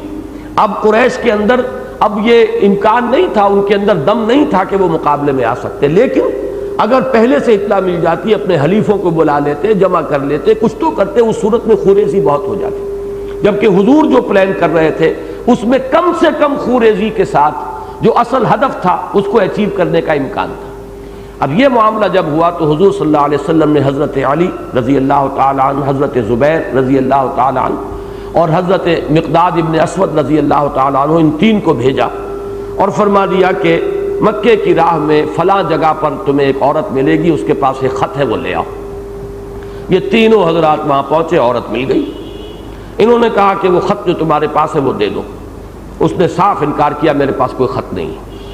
تلاشی بھی جس حد تک کسی عورت کے لی جا سکتی ہے وہ لی گئی تو بھی اس کا خط نہیں برآمد ہوا۔ حضرت علی نے پھر دھمکی دی رضی اللہ تعالیٰ عنہ، تمہارے پاس خط لازماً موجود ہے، ہمیں محمد الرسول اللہ صلی اللہ علیہ وسلم نے اس کی خبر دی ہے، وہو صادق المصدوق، ان کی دی ہوئی خبر غلط نہیں ہو سکتی۔ اب اگر تم سیدھے طریقے سے وہ خط ہمارے حوالے نہیں کرو گی تو ہم تمہیں ننگا کر کے تمہاری تلاشی لیں گے۔ اس دھمکی کا اثر ہوا، اس نے اپنی چوٹی کے اندر گوندھا ہوا تھا وہ خط، وہ وہاں سے نکال کر اس نے حوالے کر دیا۔ حضور کے پاس وہ خط آ گیا۔ اب حضور نے حضرت حاتب کو بلایا کہ حاتب یہ کیا حرکت ہے؟ انہوں نے بہت ہی لجاجت کے ساتھ عرض کیا، حضور میرے بارے میں کوئی آپ شبہ نہ کریں، نہ میں مرتد ہوا ہوں، نہ اللہ اور اس کے رسول کے خلاف کوئی خیانت کا میرا ارادہ ہے۔ معاملہ صرف یہ تھا کہ باقی جتنے بھی حضرات ہیں مہاجرین، ان کے تو رشتہ دار وہاں موجود ہیں تو انہیں خاندانی پروٹیکشن بھی کسی نہ کسی درجے میں حاصل ہے، میرا وہاں کوئی نہیں، میرا کسی کے ساتھ تعلق نہیں، تو میرے اہل و عیال کا وہاں پہ حفاظت کا کوئی ذریعہ نہیں ہے، تو میں نے یہ سوچا کہ اگر میں ان کے ساتھ کوئی حسن سلوک کا معاملہ کروں تو شاید وہ میرے اہل و عیال کے ساتھ نرمی کریں۔ تو حضور صلی اللہ علیہ وسلم نے فرمایا، مسلمانوں سے ظاہر بات ہے کہ بہت ایک اہم واقعہ ہوا تھا تو سب صحابہ موجود ہوں گے، کہ حاتب نے بالکل صحیح بات کہہ دی ہے، صدقکم، اس نے سچ بات تمہارے سامنے رکھ دی. گویا کہ یہ ایک طرح کی حضور کی طرف سے ان کی جانب سے گویا کہ عذر قبول کر لینے کا ایک انداز تھا. حضرت عمر کی جلالی طبیعت، انہوں نے فوراً فرمایا کہ عرض کیا کہ حضور مجھے اجازت دیجئے میں اس کی گردن اڑا دوں. تو حضور نے فرمایا نہیں عمر، یہ حاتب بدری صحابی ہے. اور کیا عجب، یہ مختلف الفاظ مختلف روایات میں آتے ہیں، ان کا حاصل یہ کیا عجب کہ اللہ تعالیٰ نے جو بدر کے اندر شریک تھے لوگ، ان کے تو اگلے پچھلے سارے گناہ معاف کر دیے. بہرحال اس کے بعد صراحت نہیں ملتی کہ آیا حضور نے کوئی تنبیہ بھی کی یا نہیں، کوئی سزا دی یا نہیں دی. جیسے کہ حضرت کعب ابن مالک کو سزا دی گئی ہے جس کا ذکر سورہ توبہ میں ہے، 50 دن کا مقاطعہ ہوا، اس طرح کا بھی کوئی ذکر موجود نہیں ہے. لیکن یہ کہ یہ واقعہ ہے پس منظر میں. اب اس کو اصولی طور پر یہ سمجھ لیجئے، قرآن مجید پر تدبر کا یہ اصول میں نے بارہا بیان کیا ہے کہ شان نزول کی جہاں روایت ہمیں ملے تو اس اعتبار سے بڑی قیمتی ہوتی ہے کہ ان آیات کا جو اولین مفہوم ہے، جس وقت کہ وہ نازل ہوئی اس وقت صحابہ نے اس کا مفہوم کیا سمجھا، اس کو سمجھنے کے لیے تو شان نزول کی روایات بہت مفید ہیں. اس لیے کہ ہر حرف جو ہے اور ہر لفظ جو ہے ابھر کر آتا ہے، اجاگر ہو جاتا ہے اپنے مفہوم کے اعتبار سے، جبکہ وہ اس کانٹیکسٹ میں سامنے آئے جس میں کہ وہ نازل ہوا. البتہ یہ کہ جیسے کہ اصول ہے، مفسرین کا اصول ہے، الاعتبار لعموم اللفظ لا لخصوص السبب، کہ اعتبار کیا جائے گا الفاظ کے عموم کا، نہ کہ خاص سبب جس پر کہ وہ الفاظ نازل ہوئے. تو اس میں ہم عموم کریں گے، جنرلائز کریں گے، اس سے جو سبق ہم اخذ کریں گے، جو رہنمائی حاصل کریں گے، وہ ابد الآباد تک کے لیے ہوگی، وہ اصولی ہوگی. تو اس کو اصولی اعتبار سے بھی سامنے رکھیے، اور وہ یہ ہے کہ چونکہ اسلام کا اصل مقصد ہے دین کی اقامت، دین کا غلبہ، نظام عدل و قسط کا قیام، میزان عدل کا نصب کیا جانا، اس کے لیے لازم ہے ایک حزب اللہ. حزب اللہ کے لیے جہاں دوسرے اوصاف ضروری ہیں وہاں ایک وصف یہ بھی ضروری ہے کہ اس میں جو شخص شریک ہو وہ ایمان کی تلوار سے سارے رشتوں کو کاٹ چکا ہو. کیا کہنے ہیں، نور علی نور، باپ بھی ہے اور صاحب ایمان بھی ہے، بیٹا بھی ہے صاحب ایمان بھی ہے. کیا کہنے ہیں، نور علی نور، بھائی ہیں دونوں صاحب ایمان ہیں، بھائی ہونے کا رشتہ بھی رہے گا، صاحب ایمان ہونے کا رشتہ بھی رہے گا اور مؤکد ہو جائے گا.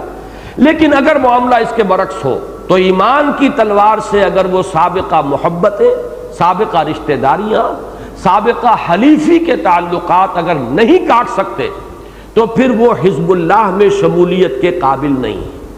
اور جس جماعت کے معتدب ارکان کا یہ حال نہ ہو وہ جماعت حزب اللہ نہیں. یہ ہے اصل شے کہ جو اس کا لب لباب ہے، جو اس کا حاصل ہے، اور اس کے ضمن میں ہدایات یہاں آ رہی ہے. اللہ تعالیٰ نے اس خاص واقعے کو اس کا ایک ذریعہ بنا کر ہمیشہ ہمیش کے لیے مسلمانوں کے لیے یہ ہدایت اور رہنمائی قرآن مجید میں نازل فرما دی. اب آئیے اس کے بعد اب ہر لفظ جو ہے آپ کو خود بولتا ہوا محسوس ہوگا، ابھر کر سامنے آ جائے گا. یا ایھا الذین آمنوا لا تتخذوا عدوی وعدوکم اولیاء، اہل ایمان مت پکڑو، مت اختیار کرو میرے اور اپنے دشمن کو اپنا ولی. جو میرا بھی دشمن ہے تمہارا بھی دشمن ہے، اللہ کا اور اس کے رسول کا دشمن ہے. تو اگر تم اللہ اور اس کے رسول کے دوست ہو تو ظاہر بات ہے کہ دوست کا دشمن تمہارا اپنا دشمن ہے. اور دوسری بات یہ ہے کہ جیسے کہ سورہ توبہ کی آیات میں نے آج آپ کو سنائی کہ اگر انہیں کہیں تم پر قبضہ اور تسلط حاصل ہو جائے تو وہ تمہارے بارے میں نہ کسی رشتہ داری کا پاس کریں گے نہ کسی عہد کا لحاظ کریں گے. تو تم ہرگز مت بناؤ میرے اور اپنے دشمن کو اپنا ولی، اپنا دوست، اپنا گرم جوش محب.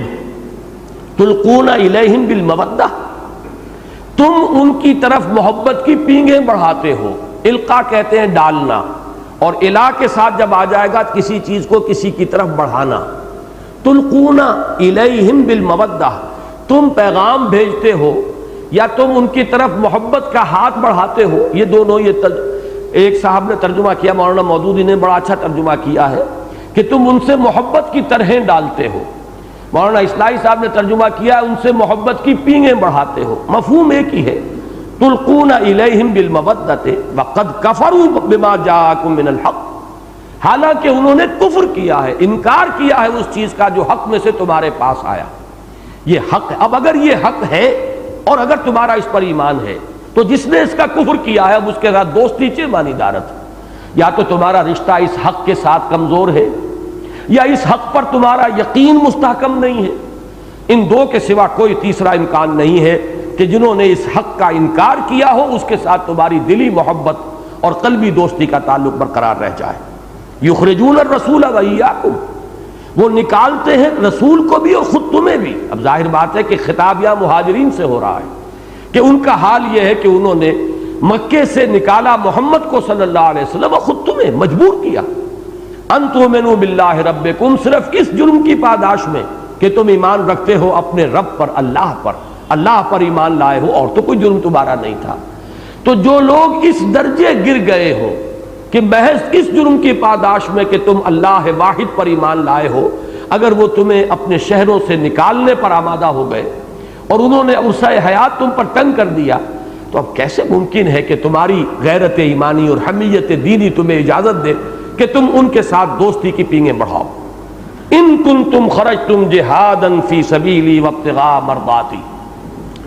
اس آیہ مبارکہ میں بھی تقدیم و تاخیر کا معاملہ ہے۔ اگر آپ اس کی پیرافریز کرنا چاہیں گے تو یوں سمجھیے کہ یہ الفاظ شروع میں آئے ہیں، یا ایھا الذین آمنوا ان کنتم خرجتم جہادا فی سبیلی وابتغاء مرضاتی فلا تتخذوا عدوی وعدوکم اولیاء تلقون الیہم بالمودہ۔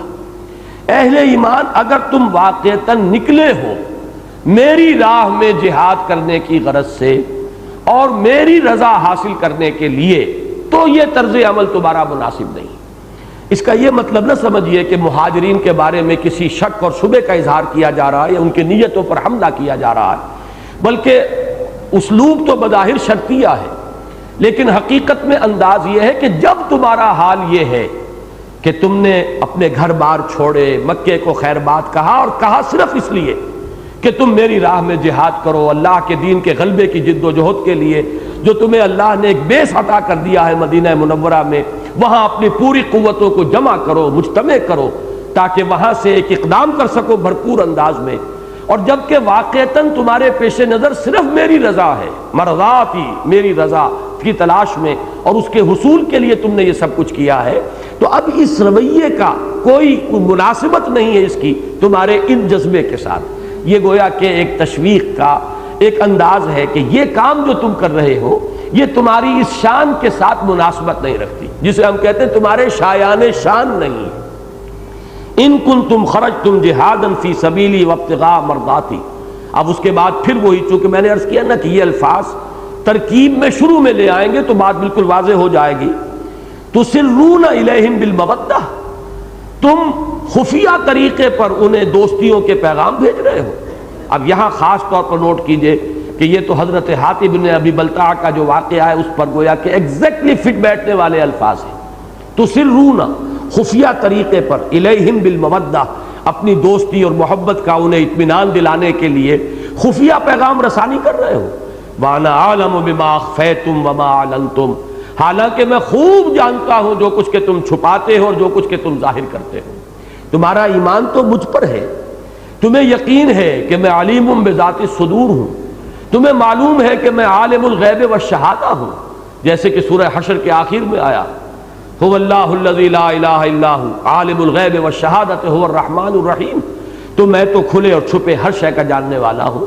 تو تم سوچو کہ تم نے چھپایا، ظاہر بات ہے یہ بھی کسی کام کا، کسی فعل کا جو منطقی نتیجہ ہوتا ہے اس کو سامنے لایا جا رہا ہے۔ ظاہر بات ہے کہ حضرت حاتب نے کبھی یہ نہیں سمجھا کہ اللہ کے علم میں نہیں آئے گا۔ چھپایا اگر تھا تو مسلمانوں سے چھپایا تھا، یا چھپانے کی کوشش کی تھی تو حضور سے چھپانے کی کوشش کی تھی، خطا اسی درجے میں تھی۔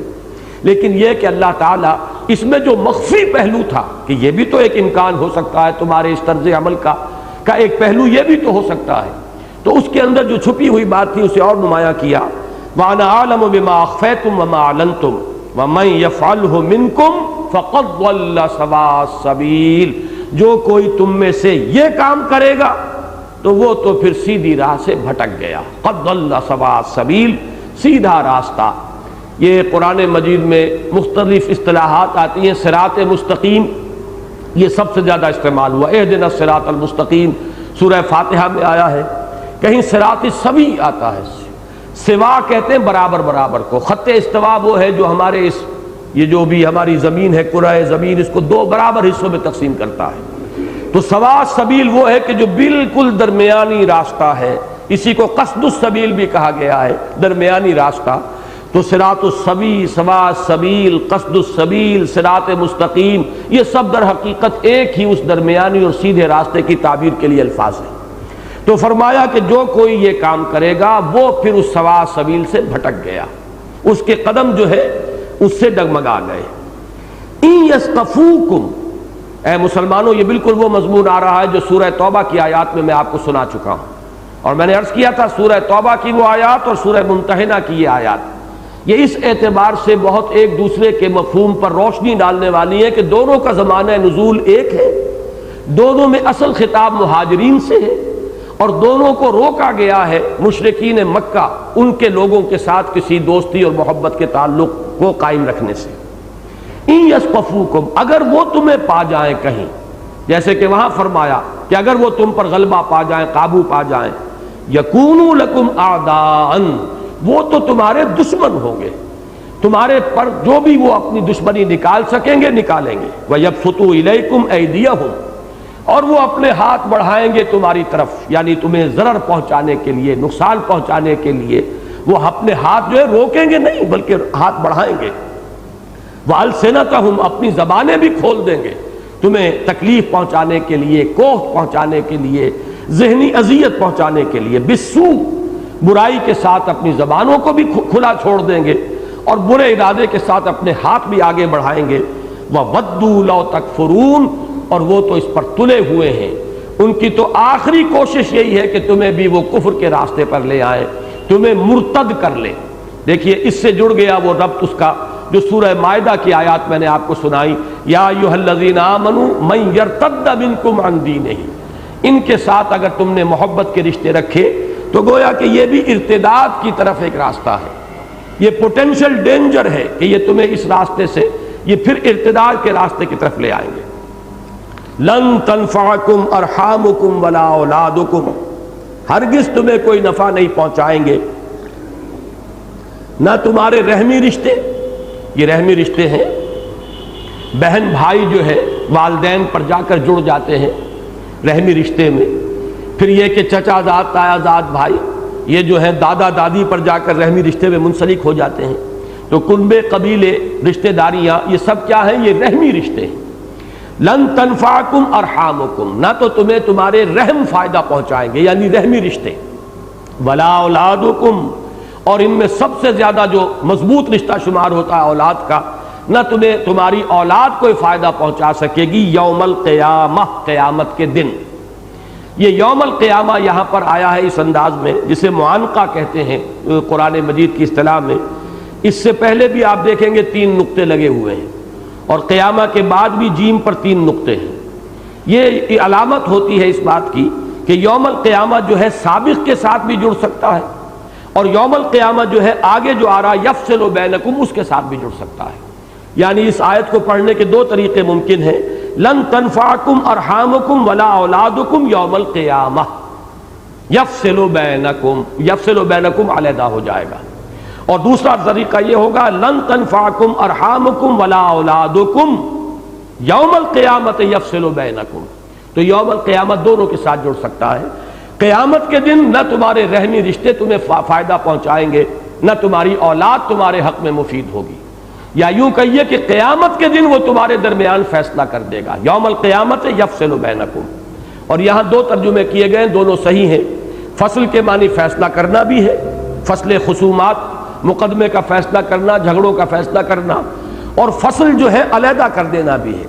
تو یفصل بینکم، اللہ تعالیٰ جدائی ڈال دے گا تمہارے مابین. یہ ساری محبتیں یہیں دھری رہ جائیں گی. الاخلاء بعضهم،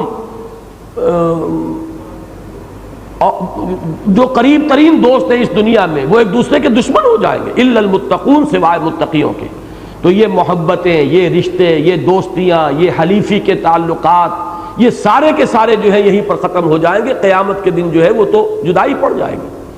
جیسے کہ دو مقامات پر سب سے زیادہ لرزا دینے والے انداز میں یہ مضمون آیا ہے.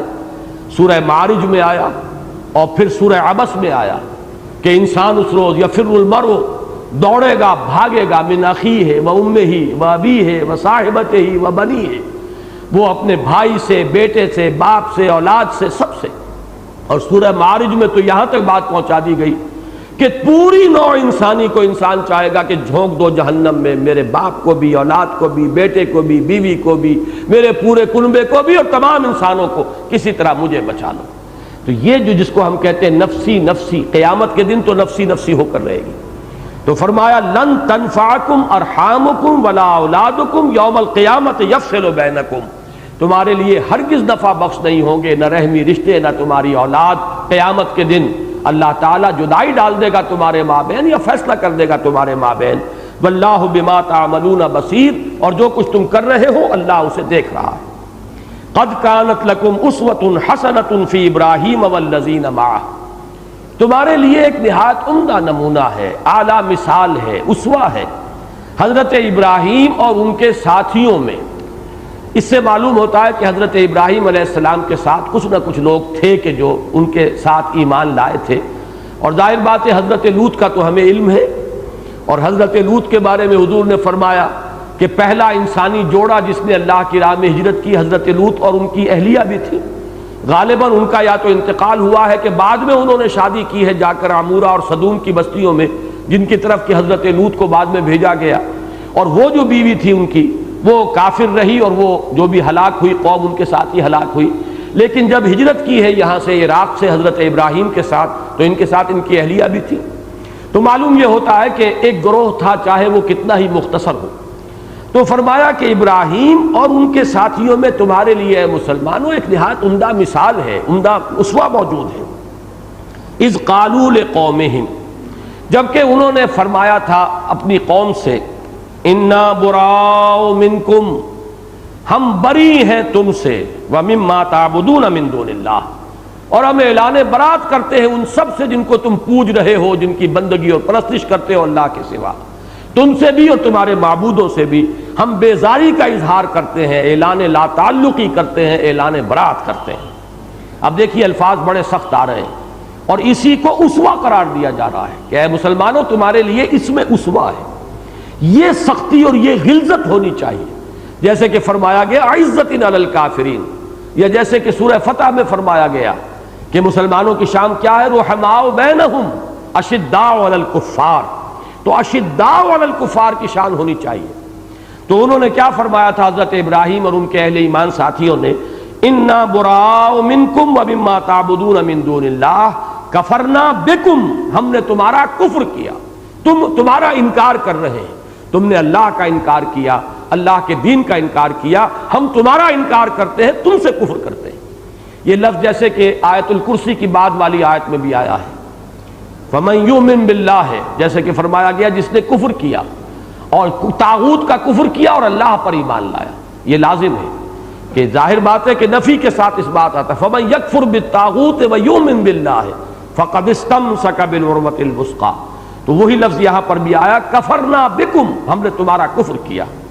وَبَدَا بَيْنَنَا وَبَيْنَكُمُ الْعَدَاوَةُ وَالْبَغْضَاءُ أَبَدًا، اب ہمیشہ کے لیے ہمارے اور تمہارے درمیان دشمنی اور بغض جو ہے پیدا ہو گیا ہے. یہ الفاظ بڑے ثقیل ہیں، یہ اسی لیے تاکہ اصل حقیقت واضح ہو جائے کہ صرف یہ نہیں کہ محبت ہو، محبت سے آگے بڑھ کر بات ہے، ان سے نفرت ہو، ان سے عداوت ہو، ان سے بغض ہو. جب تک کہ یہ شکل پیدا نہیں ہوتی اسوہ ابراہیمی پر تمہارا عمل نہیں ہوگا. کہ نہ صرف یہ کہ ان کے ساتھ محبت کے رشتے کٹ جائیں، بلکہ جب وہ کفر کو انہوں نے پسند کیا، انہوں نے جب اللہ اور اس کے رسول کا دشمن بننا گوارا کیا، تو اب وہ تمہیں محسوس ہو کہ وہ تمہارے دشمن ہیں. جب تک کہ تمہارے اور ان کے درمیان یہ عداوت اور بغض کا رشتہ قائم نہیں ہوگا، اسوہ ابراہیمی پر عمل نہیں ہوگا. پھر ذرا نوٹ کیجئے الفاظ، جیسا کہ میں نے عرض کیا اس موضوع پر یہ قرآن مجید کا کلائمیکس ہے، نقطہ عروج ہے. یہ سختی اور یہ انداز آپ کو کہیں اور نہیں ملے گا. قد کانت لکم اسوۃ حسنۃ فی ابراہیم والذین معہ، اذ قالوا لقومهم انا براء منکم ومما تعبدون من دون اللہ کفرنا بکم وبدا بیننا وبینکم العداوۃ والبغضاء ابدا، ہمیشہ کے لیے اب تمہارے اور ہمارے درمیان دشمنی اور بغض پیدا ہو گئی، حتی تؤمنوا باللہ وحدہ، یہاں تک کہ تم اللہ واحد پر ایمان لاؤ، اس کی توحید کا اقرار کرتے ہوئے۔ اس لیے کہ ہماری دشمنی کوئی ذاتی دشمنی ہے نہیں ہے، یہ دشمنی ہے اللہ اور اس کے رسول کی وجہ سے۔ الحب فی اللہ والبغض فی اللہ، محبت ہے تو اللہ کے لیے اور دشمنی ہے تو اللہ کے لیے۔ من اعطى للہ ومنع للہ واحب للہ وابغض للہ فقد استکمل الایمان، جس نے محبت کی تو اللہ کے لیے کی اور دشمنی رکھی تو اللہ کے لیے رکھی، اور کسی کو کچھ دیا تو اللہ کے لیے دیا اور کسی سے کچھ روکا تو اللہ کے لیے روکا، اس شخص نے اپنے ایمان کی تکمیل کر لی۔ اللہم ربنا اجعلنا منہم، اللہ تعالی ہمیں ان لوگوں میں شامل ہونے کی توفیق عطا فرمائے۔ تو فرمایا جب تک کہ تم اللہ واحد پر اور اس کی توحید کا اقرار کرتے ہوئے ایمان نہیں لاؤ گے، اب تم سے محبت کا رشتہ تو درکنار، اب تو ہمارے اور تمہارے درمیان دشمنی ہے، بغض ہے، عداوت ہے۔ الا قول ابراہیم، سوائے ابراہیم کے ایک قول کے۔ اب یہ الا جو آیا ہے استثناء، اس کے بارے میں دو آراء ہیں۔ ایک تو یہ کہ اسوہ ابراہیمی میں ایک بات ایسی ہے مسلمانوں، وہ تمہارے لیے اسوہ نہیں قرار پائے گی۔ وہ ابراہیم کی طبیعت میں بہت حلم تھا، بہت نرمی تھی، بہت رقت تھی، لہذا اس سے ایک معاملہ ہو گیا، ہم نے اسے معاف کیا، لیکن یہ کہ تم یہ جان لو کہ اس کا یہ پہلو جو ہے تمہارے لیے اسوہ نہیں ہے۔ بعض حضرات نے رائے دی ہے کہ یہ استثناء ہے ان کی جو اعلان برات تھا، حضرت ابراہیم نے جو اپنی قوم سے اور اپنے والد سے جو اعلان برات کیا تھا، یہ گویا کہ اس میں ایک استثناء ہے۔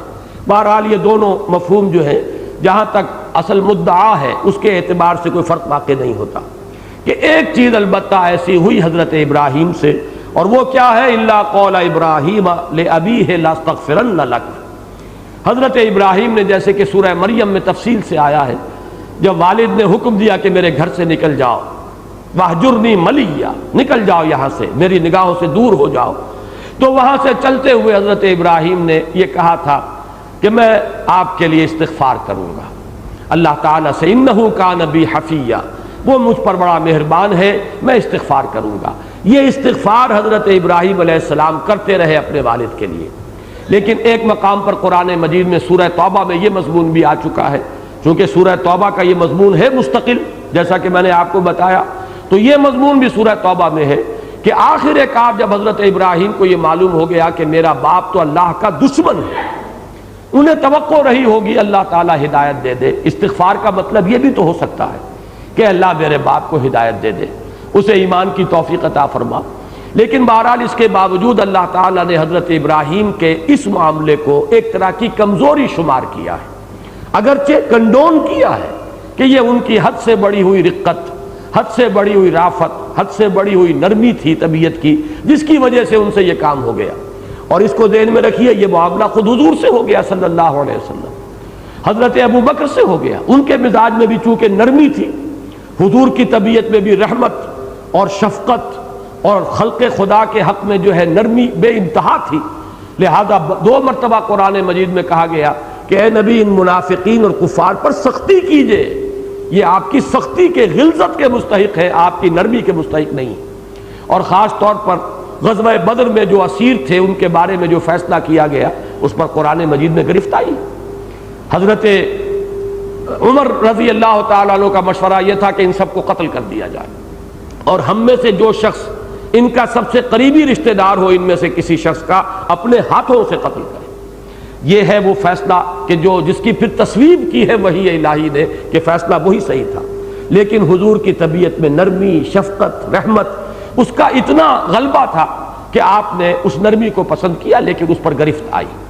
اسی طریقے سے حضرت ابراہیم کا یہ معاملہ ہے، تو یہاں اللہ تعالیٰ گویا کہ ان کے عذر کو خود قبول کرتے ہوئے ان کا ذکر فرما رہے ہیں کہ بالآخر ہمارے اس بندے ابراہیم نے بھی اپنے والد سے اعلان برات کر دیا تھا، لیکن یہ کہ ایک طویل عرصے تک حضرت ابراہیم ان کے لیے دعا کرتے رہے اپنے والد کے لیے، اس لیے کہ یہ بات تاریخی طور پر نوٹ کر لیجئے کہ وہ دعا جو سورہ ابراہیم میں آئی ہے یہ اس وقت کی ہے جب کہ حضرت ابراہیم علیہ السلام اور حضرت اسماعیل علیہ السلام کو وہ آباد کر چکے تھے خانہ کعبہ کے قریب، اس وقت یہ دعا رب اغفر لی ولوالدی وللمؤمنین یوم یقوم الحساب۔ اب ظاہر بات ہے کہ یہ تو سٹیج وہ ہے جبکہ کم سے کم حضرت ابراہیم علیہ السلام کی عمر جو ہے 87 برس کی عمر میں تو حضرت اسماعیل پیدا ہوئے ہیں، تو 87 برس کی عمر کے بعد بھی ایک عرصے تک حضرت ابراہیم علیہ السلام اپنے باپ کے لیے استغفار کرتے رہے۔ اب اس کے بعد وہ کون سی سٹیج آئی ہے جس کے بعد کہ انہوں نے یہ فیصلہ کر لیا جس کا سورہ توبہ میں ذکر ہے کہ جب ان پر یہ بات پوری طرح منکشف ہو گئی کہ وہ تو اللہ کا دشمن ہے اور کسی صورت میں بھی وہ ایمان لانے والا نہیں ہے، تب انہوں نے ان سے اپنے باپ سے برات کی، تبرأ منہ، تو حضرت ابراہیم نے اپنے باپ سے بھی برات کا اعلان کیا۔ لیکن اس عرصے میں بھی اگر استغفار کیا ہے تو یہ بھی بہرحال کمزوری کا معاملہ ہے۔ فرمایا الا قول ابراہیم لابیہ لاستغفرن لک وما املک لک من اللہ من شیء، ساتھ ہی یہ بھی کہہ دیا تھا حضرت ابراہیم نے اپنے والد سے کہ میں آپ کے لیے استغفار تو کروں گا لیکن میں آپ کے بارے میں، آپ کے معاملے میں اللہ کے ہاں کوئی اختیار نہیں رکھتا، میرے پاس کوئی اختیار نہیں ہے، لا املک لک من اللہ من شیء، کوئی اختیار نہیں ہے۔ اب یہاں پہ ایک تو بہت ہی عمدہ یہ مقام ہے اس پہلو سے کہ شفاعت کی اصل حقیقت واضح ہو جائے۔ استغفار بھی شفاعت ہے، معافی چاہنا کسی کے لیے یہ شفاعت ہے، لیکن شفاعت کا معاملہ یہی ہے کہ میں شفاعت تو کروں گا، میں نے تمہارے لیے استغفار کا وعدہ کیا، میں استغفار کروں گا، لیکن لا وما املک لک من اللہ من شیء، مجھے کوئی اختیار حاصل نہیں ہے اللہ کے ہاں تمہارے معاملے میں۔ اللہ چاہے گا تو میری سفارش قبول کر لے گا، اللہ چاہے گا تو آپ کے حق میں میرے استغفار کو قبول فرما لے گا، اللہ نہیں چاہے گا تو میرا زور نہیں ہے، میرا کوئی اختیار نہیں ہے۔ بالکل یہی وہ الفاظ ہیں جو حضور کے اس خطبے میں آتے ہیں جو ایک مرتبہ آپ نے اپنے قریبی عزیز خواتین کو جمع کر کے خطبہ دیا تھا۔ یا صفیۃ عمۃ رسول اللہ انقذی نفسک من النار فانی لا املک لک من اللہ شیئا، اے صفیہ اللہ کے رسول کی پھپھی، خود اپنے آپ کو جہنم کی آگ سے بچانے کی فکر کرو، اس لیے کہ مجھے کوئی اختیار حاصل نہیں ہوگا تمہارے بارے میں اللہ کے ہاں۔ یا فاطمہ بنت محمد صلی اللہ علیہ وسلم، اے فاطمہ محمد کی لخت جگر رضی اللہ تعالی عنہا وصلی اللہ علیہ وسلم، انقذی نفسک من النار فانی لا املک لک من اللہ شیئا، اپنے آپ کو آگ سے بچانے کی فکر کرو، کوشش کرو جہنم سے چھٹکارا پانے کے لیے اپنے ایمان اور اپنے عمل صالح کے اندر زیادہ سے زیادہ جو ہے کوشش کرو، اس لیے کہ مجھے کوئی اختیار حاصل نہیں ہوگا قیامت کے دن تمہارے بارے میں۔ ربنا علیک توکلنا، اب یہاں حضرت ابراہیم اور ان کے ساتھیوں کی دعا ہے جو یہاں نقل کی گئی، گویا کہ مسلمانوں کو تلقین کی جا رہی ہے کہ یہ دعا تمہیں مانگنی چاہیے۔ اسوہ ابراہیمی یہ ہے، اے پروردگار ہم نے تجھ پر توکل کیا، ہمارا سارا بھروسہ تیری ذات پر ہے، ہمارا کل توکل تجھ پر ہے، وَإِلَيْكَ أَنَبْنَا، اور تیری ہی جناب میں ہم نے رجوع کیا، انابت کی روش اختیار کی، وَإِلَيْكَ الْمَصِيرُ، اور پروردگار تیری ہی طرف ہمیں لوٹنا ہے، تیرے ہی حضور میں حاضر ہونا ہے، تیری ہی بارگاہ میں پیش ہونا ہے۔ ربنا لا تجعلنا فتنة للذین کفروا، اور اے رب ہمارے ہمیں کافروں کے لیے فتنہ نہ بنا دیجو، یعنی کافروں کا تختہ مشق نہ بنا دیجو، ان کو جانچنے کے لیے پرکھنے کے لیے تو ہمیں ان کے لیے تختہ مشق بنا دے، جیسے کہ کفار جو مکے میں کرتے رہے تھے، حضرت بلال کو مار رہا ہے امیہ ابن خلف، تو گویا کہ حضرت بلال کو اللہ تعالیٰ نے امیہ ابن خلف کے لیے ایک فتنہ بنا دیا ہے کہ بلال کے ذریعے سے پرکھا جا رہا ہے امیہ ابن خلف کو کہ معلوم ہو جائے اس میں کتنی خباثت ہے، وہ ساری خباثت باہر نکل آئے، لیکن یہ کہ حضرت بلال پر تو وہ سختی پڑ رہی ہے۔ یا جیسے کہ آل یاسر کا میں نے ذکر کیا، ابو جہل کو اللہ تعالیٰ نے گویا کہ چھوٹ دی ہوئی تھی، جس طرح چاہ رہا تھا ستا رہا تھا، اور دو کو تو شہید کر دیا، حضرت یاسر کو بھی اور حضرت سمیہ کو بھی رضی اللہ تعالیٰ عنہما۔ تو گویا کہ اس کے خبث باطن کے ظہور کے لیے اللہ تعالیٰ نے ان میاں بیوی کو گویا کہ ایک ذریعہ بنا دیا تھا۔ یہ ہے مفہوم اس کا، لا تجعلنا فتنة للذین کفروا، ان کافروں کو ہمارے اوپر ظلم و ستم کی اجازت نہ دے، اے اللہ ان کے خبث باطن کو ظاہر ہونے کے لیے وہ ہمیں ذریعہ نہ بنا کہ ثابت ہو جائے کہ ان کے اندر کتنی خباثت چھپی ہوئی ہے۔ وغفر لنا ربنا، اور اے رب ہمارے ہمیں بخش دے، ہماری خطاؤں سے درگزر فرما، انک انت العزیز الحکیم، یقیناً تو ہی ہے زبردست اور کمال حکمت والا، العزیز وہ ہستی جس کا اختیار مطلق ہے، جس کے اختیارات پر کوئی تحدید نہیں، کوئی پابندی نہیں، اور الحکیم جس کی حکمت کامل ہے، یعنی جس کا اختیار استعمال ہوتا ہے حکمت کے ساتھ، الٹپ نہیں ہوتا بلکہ حکمت کے ساتھ استعمال ہوتا ہے۔ لقد کان لکم فیہم اسوۃ حسنہ، اے لوگو، اے اہل ایمان، تمہارے لیے ان میں، ان کی ذات میں، ان کی روش میں، ان کے رویے میں ایک نہایت عمدہ مثال ہے، اسوہ ہے۔ لیکن یہاں نوٹ کیجئے یہ وہی الفاظ آئے ہیں جو سورہ احزاب میں آئے ہیں، وہ مشہور آیت لقد کان لکم فی رسول اللہ اسوۃ حسنۃ لمن کان یرجو اللہ والیوم الآخر وذکر اللہ کثیرا۔ محمد الرسول اللہ صلی اللہ علیہ وسلم کی ذات اور شخصیت میں اے اہل ایمان تمہارے لیے نہایت عمدہ مثال اور نمونہ ہے، لیکن کس کے لیے؟ اس کے لیے جو اللہ پر یقین رکھتا ہو اور یوم آخر پر یقین رکھتا ہو، امیدوار ہو یوم آخر کا۔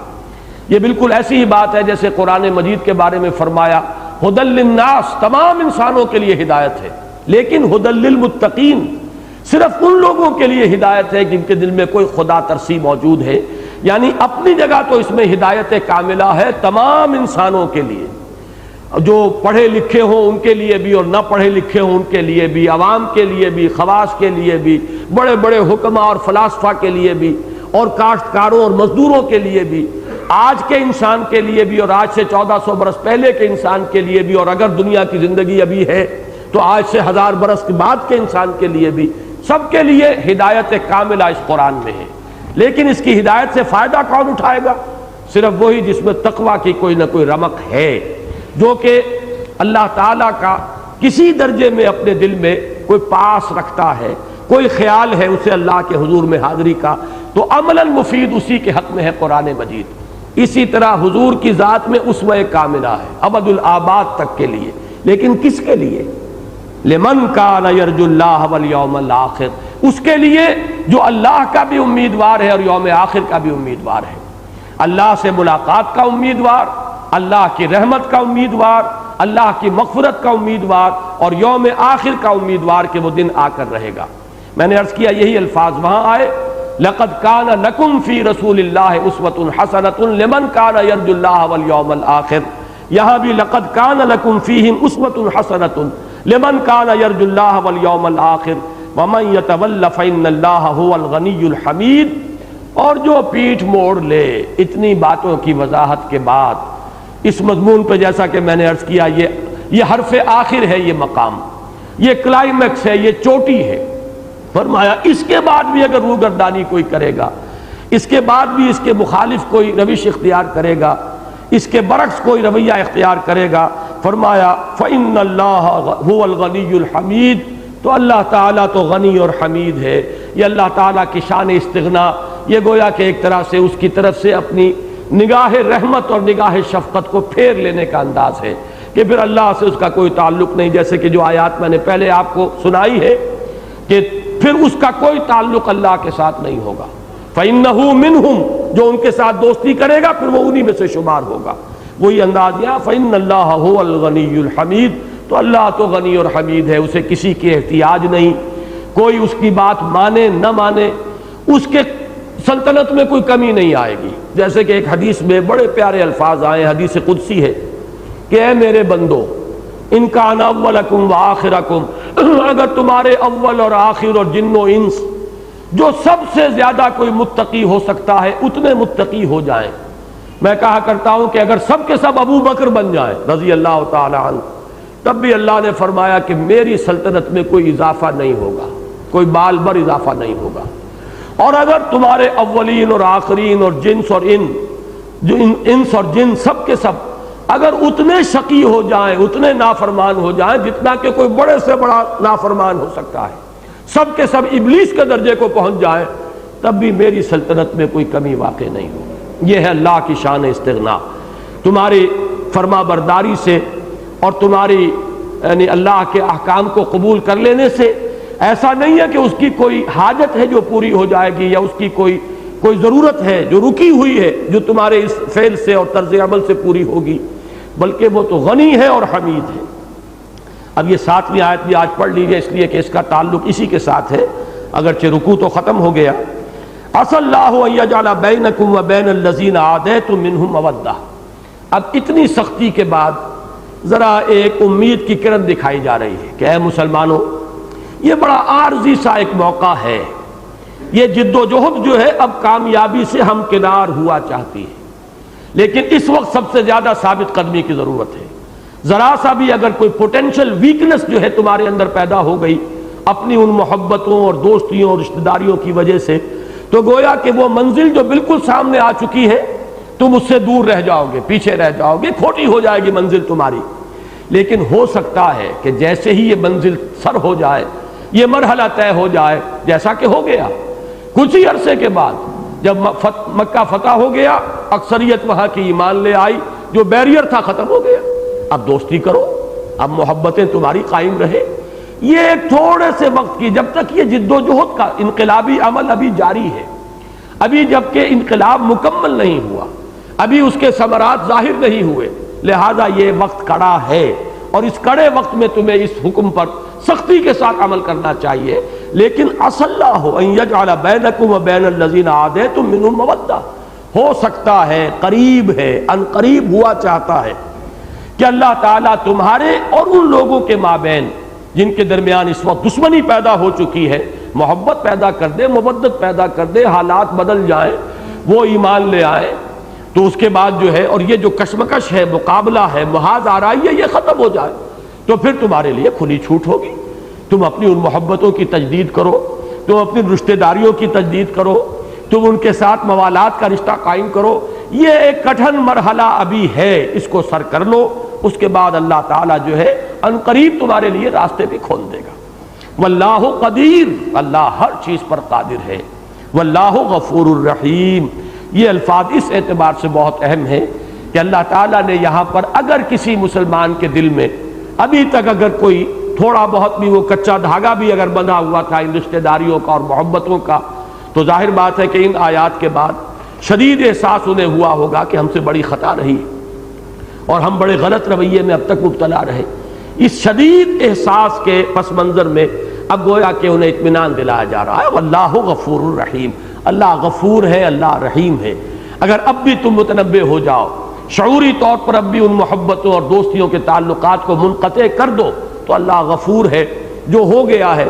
اسی میں گویا کہ حضرت حاتب ابن ابی بلتع کے لیے بھی وہ نوید جاں فضا ہے جو خطا ہوئی، جیسا کہ میں نے اس تاریخی روایت اور حدیث کے حوالے سے آپ کو سنایا کہ حضور نے فرمایا کہ عمر یہ بدری ہے، اور کیا عجب کہ اللہ تعالیٰ نے بدریوں کے تمام اگلے پچھلے گناہ معاف کر دیے ہوں، لہذا ایک خطا ہو گئی ہے۔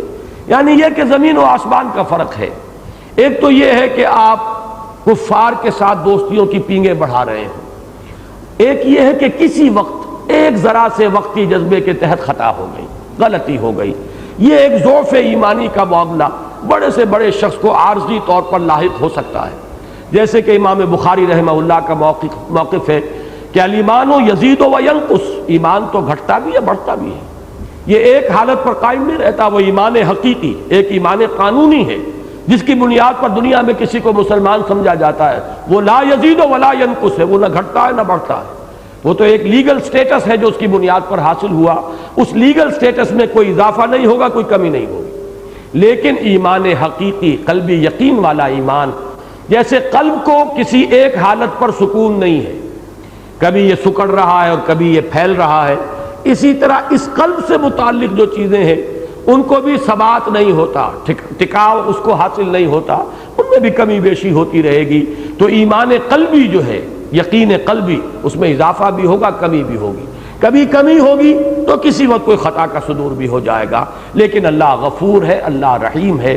اگر انسان بحیثیت مجموعی سیدھی راہ پر چل رہا ہے، اس کی توانائیاں، قوتیں صحیح رخ پر صرف ہو رہی ہیں، تو اگر کہیں لغزش ہو جائے، خطا ہو جائے، تو اللہ بخشنے والا ہے، معاف فرمانے والا ہے۔ جیسے کہ میں مثال دیا کرتا ہوں کہ آپ راستے پر چل رہے ہیں، کہیں پاؤں پھسل گیا، گر گئے، لیکن فوراً اٹھ کھڑے ہوئے اور چل پڑے، تو یہ تو کسی بھی انسان کے ساتھ ہو سکتا ہے، پاؤں کس کا نہیں پھسل سکتا۔ بلکہ وہ جو کہتے ہیں کہ گرتے ہیں شہسوار ہی میدان جنگ میں، جو اپنے گھر میں بیٹھا رہے گا اس کے لیے کیا ہے، جو میدان میں آئے گا اسی کے لیے گرنے کا موقع بھی ہے۔ لہذا اہل ایمان سے کسی وقت کسی خطا کا صدور ہو جانا بلکہ یہ کہ یہاں تو معاملہ جو ہے حضرت ابراہیم تک لے آیا گیا کہ ایک نرمی ان کے دل میں بھی تھی اپنے والد کے لیے.